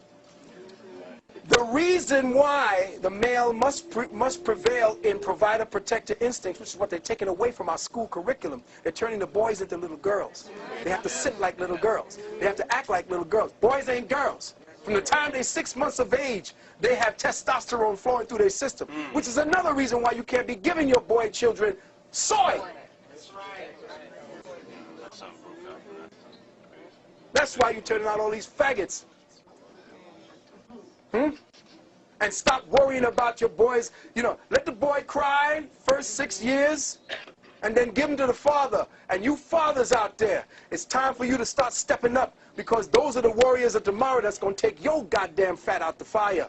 And if you ain't training your son to be a killer and a warrior and a provider and a protector and a father, all of what's necessary for tomorrow, then you ain't no damn good, and they might as well cut your lineage right there. So the idea of what's getting ready to come down now is that between you and me, sister, making love ain't just about getting some nuts off anymore. Making love is one of the most powerful energies out there, but they got you doing it for all the wrong reasons, with all the wrong reasons in mind. And see, the thing is, crackers need the sex energy to keep the diversion away from the spiritual energy. You can make love spiritually. Now, the thing is, the personal me is what is the magnetic force that takes the impersonal I energy and manifests it through her mind. Now, you sit down with your queen, or whatever queen you have with you, because it don't matter right now. If there's a sister and a brother, and sisters, I'm up against the wall, but I know the whole manifested universe is polygamist. Let me say that again, sisters. The whole universe is polygamist. And the problem here in America is that you can listen on the other end of the phone to your good friend, who you call your sister, about her problems with a goddamn man beating on her, with her one child. You got a good man at home. A good man, and you love this sister. That's not African, that you can listen to her misery and crying and then hang up and then go back about your business, cuddling up with your man. If you know there's a woman out there with a child, especially a boy child, and she's suffering every day and she's your good friend, what happened to the times when you would take that woman in, sit down, and join her to your family so that that child could have a father, if he is a good man? Today we don't have that. The whole goddamn universe is polygamous. Our solar system is polygamist. The damn thing got 10 planets flying around it. One sun, 10 planets, serving all, giving his light and his seed to every one of them, warming them, nourishing them, giving them the light. And that was what Africa was about. And you forgot it. Now, let's get back to the point. When you make love to your woman, you sit down with her and you speak to her. And brothers, understand, overstand, and understand the years I have taken to study this beautiful system called female, woman. She fiends for words.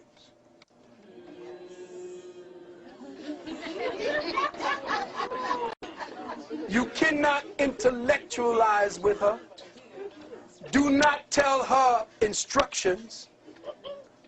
Speak to her of the me, the personal, because she's personal. She's all about the body. Her whole body is her. She is nothing but her body, her world, her universe, her system of thinking, her system of feeling. Her whole body dictates to her day in, day out. She is her body. She is the creature of cycles. Her body tells her what to do, what to say, what to think, what to feel. If after 22.5 days, 7 days before that, the body is saying to her, come on, it's about to happen. Mood up. 2 minutes later, mood down, get away from me. What? I don't know, I just don't feel it. Just leave me alone. Because she is controlled through her body. Her body is everything. And she is her feelings. You must speak to her, not to tell her what to do, but to say the right words that would move her feelings. And then she would know what to do. See, you have to use your words to stop cutting, to stop beating and browbeating. But you see, today's sisters are so busy antagonizing with you that you got to get there sometimes. But the word is very important to the sister, which is why when you're going to do this tantric exercise, you have to be able to do it when she's least expecting it. Don't say, okay, baby, get ready to do tantra. Okay, let me see, what words I got here? Your eyes. No, it ain't going to work like that. Thumbing pages and trying to get that, that's not going to work. You got to do it when she least expects it. That's why the flowers, or what are these? Oh. You got to switch her mind over because she is one who is into what they call multitasking, which is why she can carry 4 and 5 conversations at the same time. Here you are, brother, talking about something. You think you're manifesting some information. Boom, yes, let's stay along this line. And she's over here on something else. Wait a minute. Wait, I'm over here. I'm talking over here. Don't you remember? She's over here talking about something else. Quite comfortable. Because women do not talk to get to a point. They talk because they like to talk. And if you come in with a point, you're messing it up. That's why they say you don't understand me, you're selfish. If you try to tell me, well, you do this, do this, do this. It's simple. No, it's not. You don't understand. Okay, I don't understand it. But understand when you're talking to her, you're speaking to a incredibly complex wiring manufactured for feelings. And so with your words, without least expecting it, your words must now come from a place in the heart. You can't, you got to come up with feelings at this point. Words got to be something that you just trip her up, something she doesn't expect. The unexpected is the way to the heart, brothers. It trips her attention. It brings her back to, oh my God, where am I? I can't find, I'm not stable. That's the way she wants to feel, completely out of control. Now, with your words, brother, you tell her to go into a place of agitation, meditation. No, you're going into meditation versus agitation, me and I. And you speak to her and you talk to her of words. Now you tell her, these are the programs I want you to place in your mind while we are making love. Here's what you will hold. You will hold a vision and a picture of a place, a time, a circumstance, a word, something. And in that word, will you now invest all of the materials like you would invest in a child that is coming into being. And in that thought, which is now a child of the mind, remember, a thought is a child of the mind. You now enter her, but she must be in control. Because for her to keep it, she must be in control. Therefore, she must be on top. So you sit down and let her sit over you. As you sit over her, or she sits over you, the Kundalini energy right above the anus, right there. You start playing with that area. Let her find the spot, what they call a G-spot. Could you imagine white people naming certain parts of the female body after themselves? The G-spot. She will find a place along the yoni, right back behind the clitoris, that little rough pad back there. When she finds that, sisters, you keep the programming that was agreed upon as you begin to feel the sexual energy build inside of your body. What you are doing with that sexual energy is that you are giving life to the thought.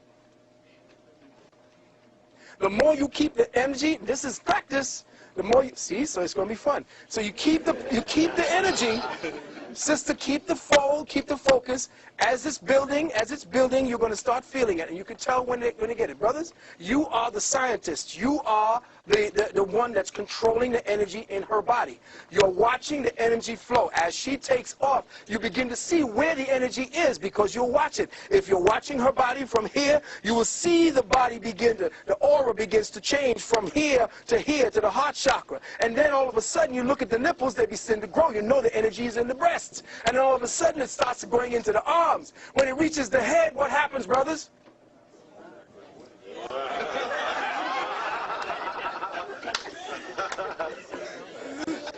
Some of them are so embarrassing.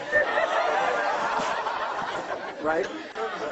But when it's in the head, Then that's when you start focusing in on her, and you pull her to you, and you tell her, you reinforce the dream, you reinforce the image, the vision, and she's keeping it. Meanwhile, brothers, as you're saying this, you got to stay hard now, because two minds is not, cool. Because remember, when you don't want to come, what, baseball, weird shit, don't exist.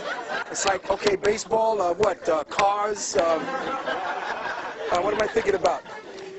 See, because when you're starting to think of something else, you can't keep the soldiers, at attention. So what you have to do is to be of two minds, and you have to maintain that. And I bet you can heal yourself, sisters, in the womb. You can heal headaches, fibroids. You can heal migraines. Yes, there are specific positions I could show you that gets rid of migraines, that gets rid of heartburns and gas and all kinds of sickness. You don't want the gas part, but you want to deal with the sickness and the heartburn right in that area. Lung problems, eye problems, strengthening the eyes. There are positions for that. But to envision, to get the vision in the mind of the female so that she becomes the soil to your vision as you begin to make love, then you are scientifically using that act as a way to change history, change your dynamic, change your whole body's energy. And you're not exhausting yourself, brother. Don't lose your seed. That's another way to stay strong. Hold it. In fact, as she is excited, she is flowing. Remember, she's a mouth through the charitza, through that tantra, the hole at the top of the stalk, the jade stalk. You can breathe. There's certain disruptive breathing that will turn the outflowing energy into an in-pulling energy. And you could start sucking up her energy and her essences. And when you pull out, she's laid out. And every one of your muscles are pumping up. And you feel better than if you're exhausted. You come out of it, not like, goddamn. You come out of it feeling refreshed. Your head is clear. All of your seeds are going back up. What? The River Jordan. See, you didn't know where the River Jordan was. It's right here in your spine. To the Sea of Galilee. Where John, or Ion, or the Ionic field, baptized Jesus, the Redeemer. See, you don't know that everything in the Bible is actually a takeoff of what you do every day when you draw breath. Every day when you draw breath.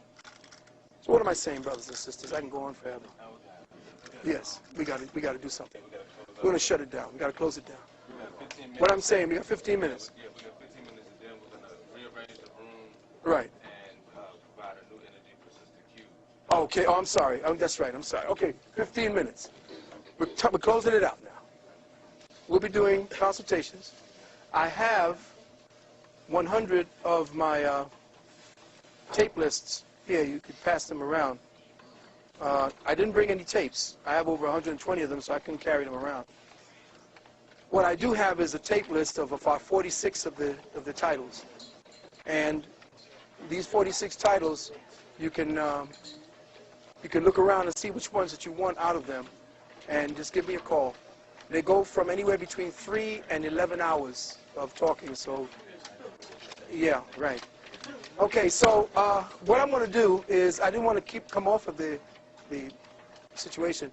If there's any question that you have, any question you have dealing with the circumstance we were talking about today in African spirituality, or the circumstance we're talking about dealing with Light Code Lockdown, let's do it very quickly now, very short. All right, someone dropped some information on me. Said when you look at the encyclopedia for the President of the United States, they always say the President of the United States and never say United States of America. Exactly.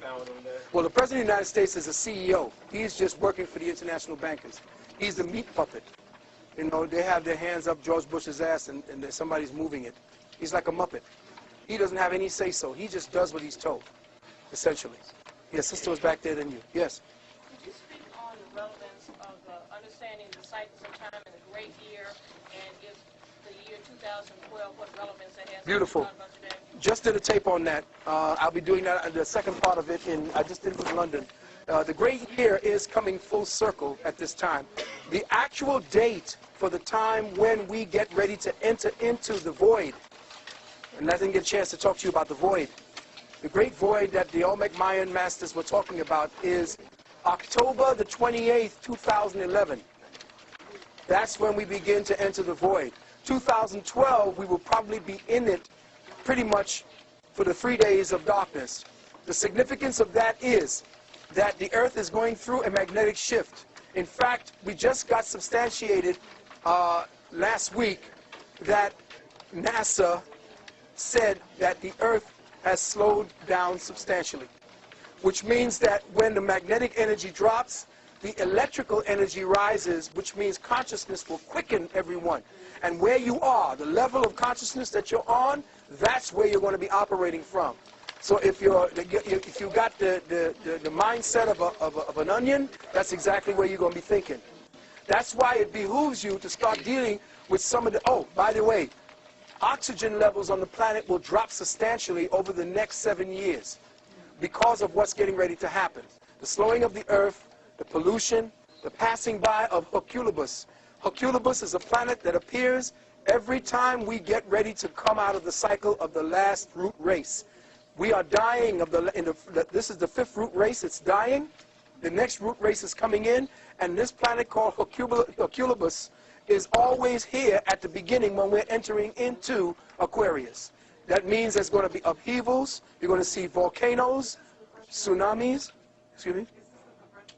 Yes, the progression of the equinoxes. We're talking about going into the Aquarian age, which is the time when we're going to be 2,165 years in Aquarius. But every time we enter the first stages of Aquarius, there's great upheaval, madness, the falling down of all of the last cycles of the races that came before them. So now we have to be prepared. If you wish to get into the nutrients that I've discovered and I've researched that you're going to need to be able to deal with the heavy level of oxidate, what do you call that stuff that they deal with, antioxidants against that? Free radicals. The free radicals are going to be rising on this, especially in cities. So if you want, I will give you a website you could go up to. It's called Young Living. youngliving.com. All right? If you want to peruse, if you want to order, take this number down, 816-764. That's the one I was using for me. If you want to order, put down, what's the name of that? See, I don't know too much about it because I'm not into pushing products. But you put down 816-764. That's my number. Go through it, look at it, and look for this product called Ninja, N-I-N-G-X-I-A. It's out of China. It's a berry that has the highest antioxidant on the planet. Ninja berries. It is off the chain. The government wants it, but China got it now and saying they're going to use it. It's out of China. Now, you use that number and you put down, when you order, put down AutoShip, A-U-T-O-S-H-I-P. Now, you can go and get the Ninja berry, but then scan the website and look at the oils. Those oils are vital. They are highly oxygenated, clove oils, all of these. And it's pure. It's not the oils that you get that they say 100% essential oil. The essential oil you're buying today is crap. It's garbage. They tell you do not consume. This oil you can put in your mouth. You can take it directly in and highly oxygenate certain areas of your body. You need to get this done. Listen, I can only give you this. The specific materials that I can give you is last minute. I don't see you every day. I'm traveling around the world trying to get as many people in the communities aware of what's out there. The unfortunate thing about it is that the cracker got all of your materials, and he's using it to save some of his own. So I'm saying use what you can, and I'm giving you that website. He even tells you that the oils he got from Kemet, from studying the Kemetic philosophies. All right, so very quickly, we only got about 5 minutes. Okay, melanin coming into the galaxy. Oh, that's right. I'm sorry, sister. She had her hand up first. You go ahead. Oh, the straw man. Okay. I want you to take this website, this email down. For those of you who wish to deal with the straw man and how to get out of the system, there is a sister, her name is Sister Myra L. She will be holding a 13-week course up in New York. She just had her class. But you write to her email is Ashira, A-S-H-E-R-A, Ashira at earthlink.net. Ashira at earthlink.net. And you say, I was listening to Brother Valentine. He said that you may have some tapes or CDs on spiritual sovereignty. All right? Please let me know how I'll be able to get in contact with it. Now, this course is expensive because it's going to get your ass out the fire. Whatever you can do, it's a 13-week course. See if you can get together and maybe just send 1 or 2 people to the class. Let them stay up in New York for a while they're doing it. Just finance that. Once they got it down, they can come back and give it to the group. Because this sister is bad. She just kicked the judge's ass. She was dropping shit on the judge, oh man, she just waylaid them. So now, if you want the science to get out of this so that you know how to navigate, and that's what a Moor means. A Moor means a navigator. You want to know how to navigate? Talk to this sister, or at least write her, and do it like yesterday, if you want to know. Brother asked a question about the melanin that's coming into our society, our galaxy. Right now, at the edge of the Milky Way, scientists in Rome found that melanin is now coming in its rawest state into our atmosphere. And they see that the melanin is not just a melanin with a what do you call it? A design structured like a molecule. It's organic. Let me say this again. The melanin coming in from outer space, the dark matter material, is organic. It's DNA. It's the ancestors coming back. And it blew the mind of the Rome scientists, and they're now studying it. They're now studying cosmic melanin. They call it cosmids. And they're coming in right now at this particular time. One more question. If that's it? Yes, the hieroglyphic, or what we call Medunache. Yes. Can we find out more information about the melanin coming in? Uh-huh. Where can we find out? Go up and look for, it's a European site we found it at, and it's called Cosmids, Plasmids, and Fullerenes, Fullerenes. Cosmids, comma, Plasmids, Plasmids, and Fullerenes, Fullerenes. And then do a Google search on those, and it should put you into the website where they're speaking about that. In fact, they found this dark matter coming into our galaxy, and they sent up, check this out, they sent up satellites to investigate it, and guess what the satellite's name is? The Rosetta.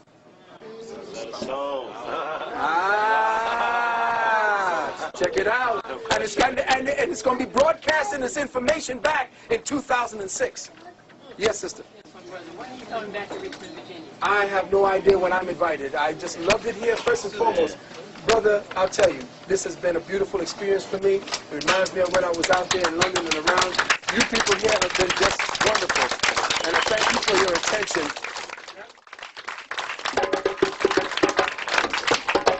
Of Olympus. Now, the Illuminati are known as the gods of Olympus.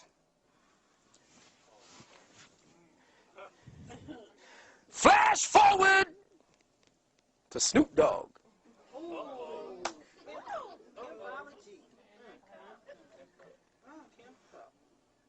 And what do you see them carrying around? The chalice and the pimp cup. Faggots all. For the man. If they ain't taking it in the booty, they're taking it in the ear.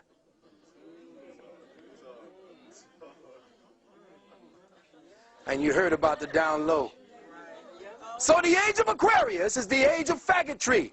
This is why the brothers in Jamaica, Buju Banton and the rest of them were attacked for coming out on the Batiman. Because the big body hole will be your God. And don't believe anybody who's just saying, I'm bi-curious. Brother, you're not bi-curious, you're a faggot.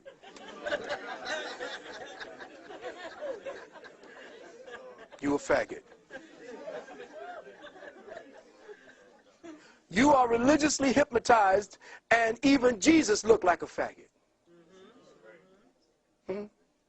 You got to understand that because of hypnotic suggestion, constantly, over and over. See, this brother has some sneakers on that's really deep. May I? Take them off for me. Let me see. Take a look at that. Zoom in on the tongue. No. No. The backward star is the star of Lucifer. It's the goat. It's the goat of Mendes. Symbol of the goat of Mendes right there. Horns with the ears. I want you to check out also. I want you to check out your, who got a Dodge Ram truck here? Check out your Dodge Ram symbol. They tell you it's actually a ram, but they were slick because the shadow in the ram's part is a goat. It's deep. They keep bombarding you, telling you who's real and who's not. The ones controlling you and got all the power worshiping Lucifer. You dead, broke, poor, ain't got shit in your pocket, and you worshiping who? Jesus. Something's wrong. We worshiping the wrong person. And we paying for it. If you're going to worship somebody that's going to get you something that you want. But worshiping Jesus is a waste of time. Jesus brought you over here.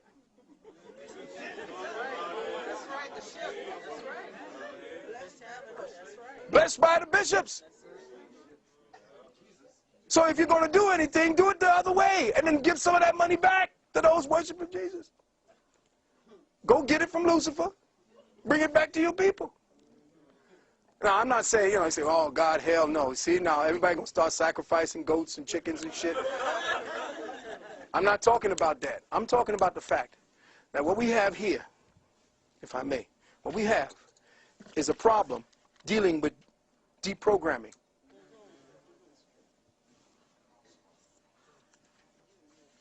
Listen carefully. You have been codified. Do you know that the government right now is attempting to barcode every animal on the planet? They already have half of them done. Our organic minds have been slowly acclimated to live and breathe only in virtual environments. Life is a tangible cosmic principle, and it has been digitally codified. You have been codified. Even as we speak, your consciousness is a breath away from the very digitally colonized, making it completely. A paradigm I call synthetic synchronicity has been weaved around your awareness like a perverse web of manipulated energies. This perverse consciousness web vibrates within an electromagnetic yin-yang polarity and manifests as twin dynamics. In the yin of synthetic synchronicity, it represents itself as a newly evolved species of consciousness we call virtual reality. Virtual reality has spawned its own subspecies called, oddly enough, the web, the internet, satellite cable TV, DVD, Palm Pilot, Ethernet. The Yang principle of synthetic synchronicity represents itself as a very new species called virtual entities or virtual beings. Virtual beings, in turn, have spawned subspecies called clones, genetic engineering, artificial intelligence, robots. With the appearance of these two dynamics, the lines between the real and the surreal have become extinct. They are disappearing regularly and rapidly. At present, our minds are being systematically disabled, unable to tell the difference between technology and what has become deity. Technology has become your experiencer. Technology now feels and processes the world for you. It experiences for you. It sees for you. It tastes for you. It calculates for you. It listens for you. It senses for you. Advises you. Comforts you. Teaches you. It even masturbates you. It thinks for you. Our entire planet is being converted into one homologous virtual program. The more of the virtual program that you accept as real, the more your organic senses are dumbed down, the more desensitized they become, the more dependent on the drug of the virtual they become. Food no longer tastes the same. Ask your elders for proof of this fact. Even if you try to prepare it the same way grandma and great-grandma did, it just does not taste the same. Why is that? Simply, from chronic overstimulation, fruits and vegetables no longer have the same tastes as before. And you wouldn't notice it but for the elders who tell you that they remember when a mango tasted like a mango, a banana like a banana, an orange like an orange. The children today can't tell the difference. Their senses are perverted, degenerated. All that counts now is the code. But without access to the spirit or the archetypal signatures within the so-called code, the human senses do not register the essence of the things that touch them. The human body itself has been digitalized, disassembled, and genetically deprogrammed down into numerical gigabytes. We have been diminished in wonder. This marvel that we are, this mystery, this molecular temple to the highest manifestation of cosmic intelligence has been trivialized into a cellular schematic of dots, dashes, and nanoglyphs. We have become the symbol of what was once real. The body has become an icon of its own self. The human mind and its senses in the brain are slowly losing its ability to experience, process, or recognize the organic world. We no longer process experience or recognize the real. We no longer savor the scent of real air, recognize the taste of real water, relinquish or relish in the taste and the texture of real earth, experience real clouds, experience the resonance of real words, harmonize with the melody of real voices, interface with real touch, real feelings. Does everybody remember the movie The Matrix? Do you remember when Morpheus took Neo into the construct and Morpheus responded to Neo's question, "This isn't real"? Morpheus quickly replied, "What is real? How do you define real? If you're talking about what you can feel, what you can smell, what you can taste and see, then real is simply electrical signals interpreted by your brain." Now, keep these words in mind, beloved, because it is through the electrical components of your brain that your consciousness is being accessed. Neo asked prior to this last question, "Right now we're inside a computer program?" Morpheus said, "Is that really so hard to believe? Your clothes are different. The plugs in your arms and heads are gone. Your hair has changed. Your appearance is what we call a residual self-image." Is this the mental projection? It is the mental projection of your digital self. The world that we think we see and mentally process is actually a residual projection of intercepted light. We, all of us, live and exist in a virtual continuum I call synthetic synchronicity. Synthetic synchronicity is a virtual projection of reality that has been interfaced with the organic light code impulses, that is, the cosmic codes of ascension that hold the archetypal hologram image of the evolving human in its course to enlightenment. Now here's what's happening now, beloved brothers and sisters. All that we see today, all that we are hearing today, all that we think we process is real, all you think is a sound of 50 Cent and the game and all of that, it ain't real. It ain't real. It's a virtual reality program, and you are plugging into it by your acceptance and participation in it.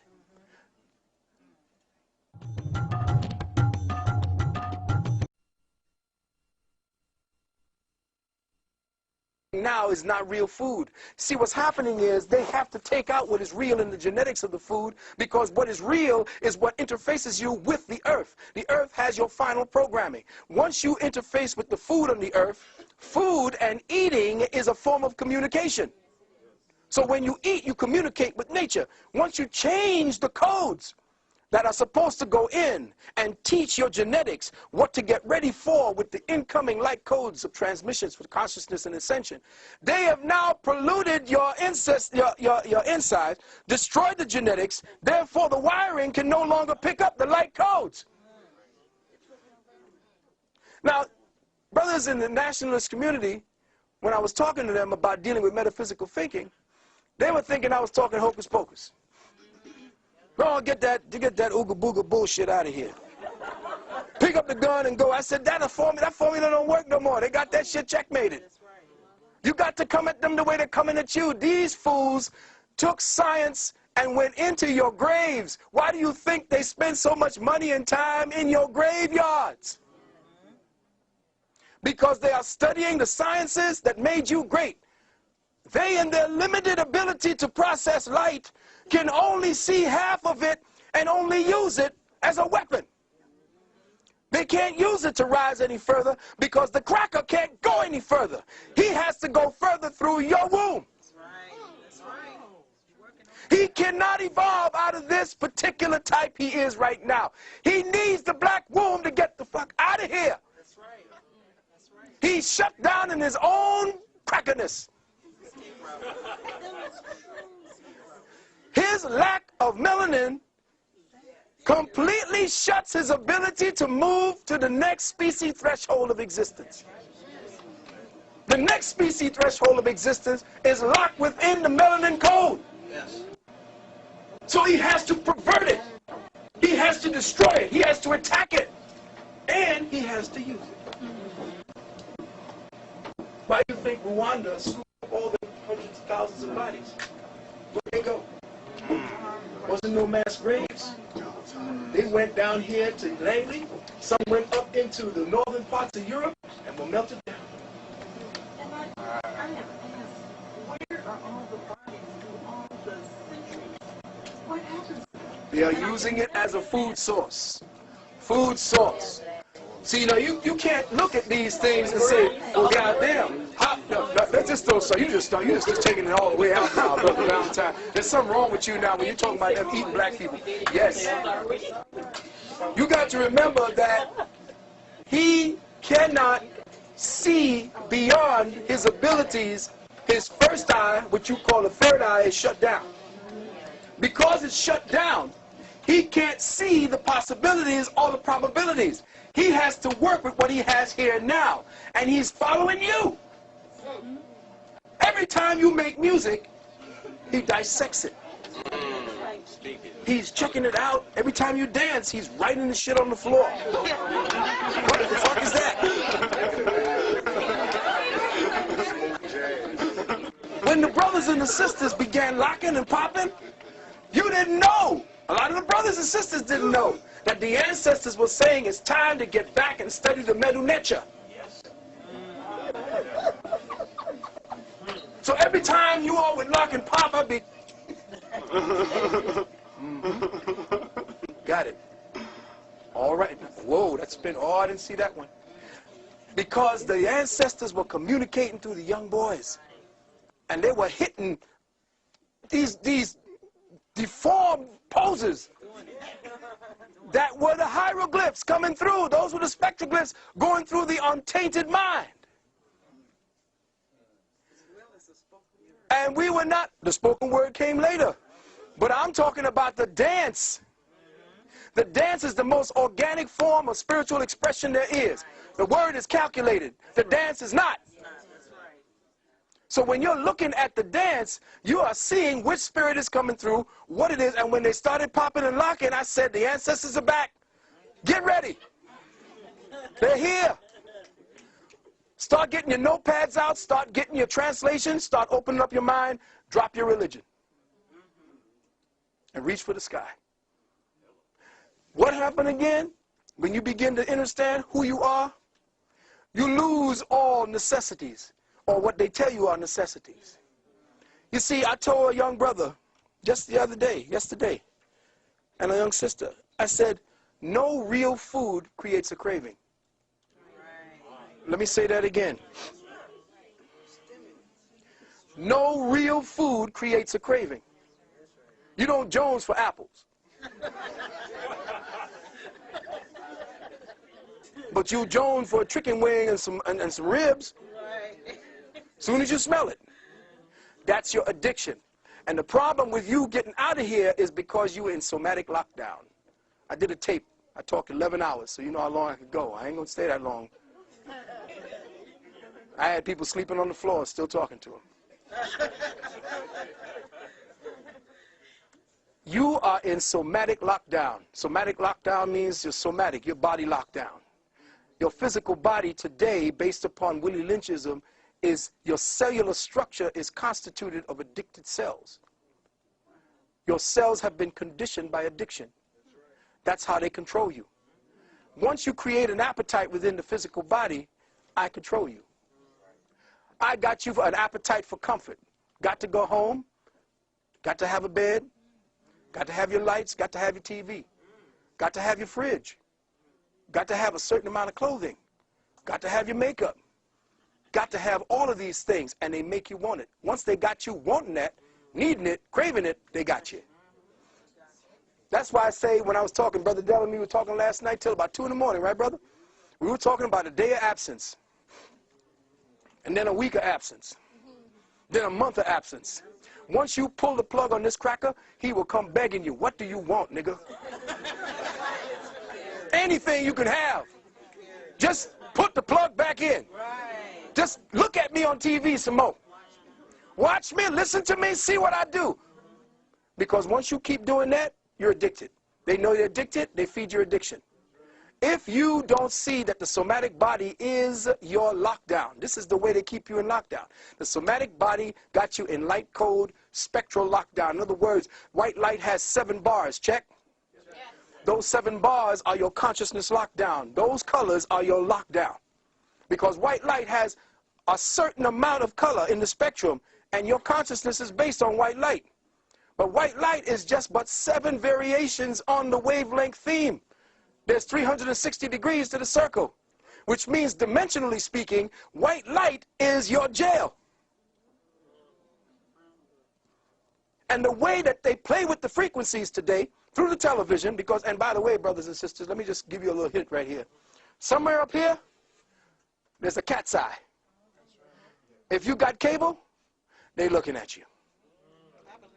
There's a cat's eye right here that they use for horizontal hold. There's a box in there where the cat's eye is contained that not even the repairman can get into. If you think pulling a plug out the wall is going to do it, forget it. If you got cable, they're looking at you. They said that this thing is so damn powerful, it could pick up the hair on your asshole while you humping on the couch.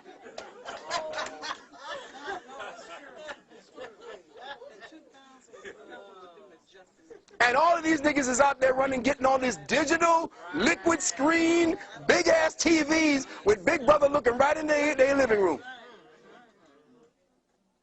Right into their living room. And all these new cars? Oh, yeah. They got y'all. They're tracking y'all good. And get ready for your what do you call it card? Your national ID card is coming. And I'm going to drop this for y'all. This is a little gift I'm going to drop for y'all. Get ready for the October surprise. October surprise is that they're getting ready to sign legislation where eminent domain is that they're going to take everything you have. Why? Because the international bankers today have now called in the debt. The United States can't pay it. If you are part of the United States, they got you. This is concentration camp time, brothers and sisters. This is how they're financing the war in Vietnam, in Iraq, same damn thing. What they're doing is they're locking brothers up. And every crime has a price. The highest one is murder, manslaughter 1 and 2. These have a price to them. As soon as the judge finds you guilty, he runs in the back, calls down to Wall Street, and writes a bond on your damn case number. That case number now goes out and is picked up and sold over as an exchange. Investor picks it up. It's $4 million, say, for a murder. $4 million, the investor picks it up. They sell it to them for $40 million. The investor pays $16 million. They take that money and they put it into the Securities Exchange Commission, and that now becomes a bond worth $400 million. And that's how they are financing the war with the brothers in jail. Using your Social Security card. Let me just give you this.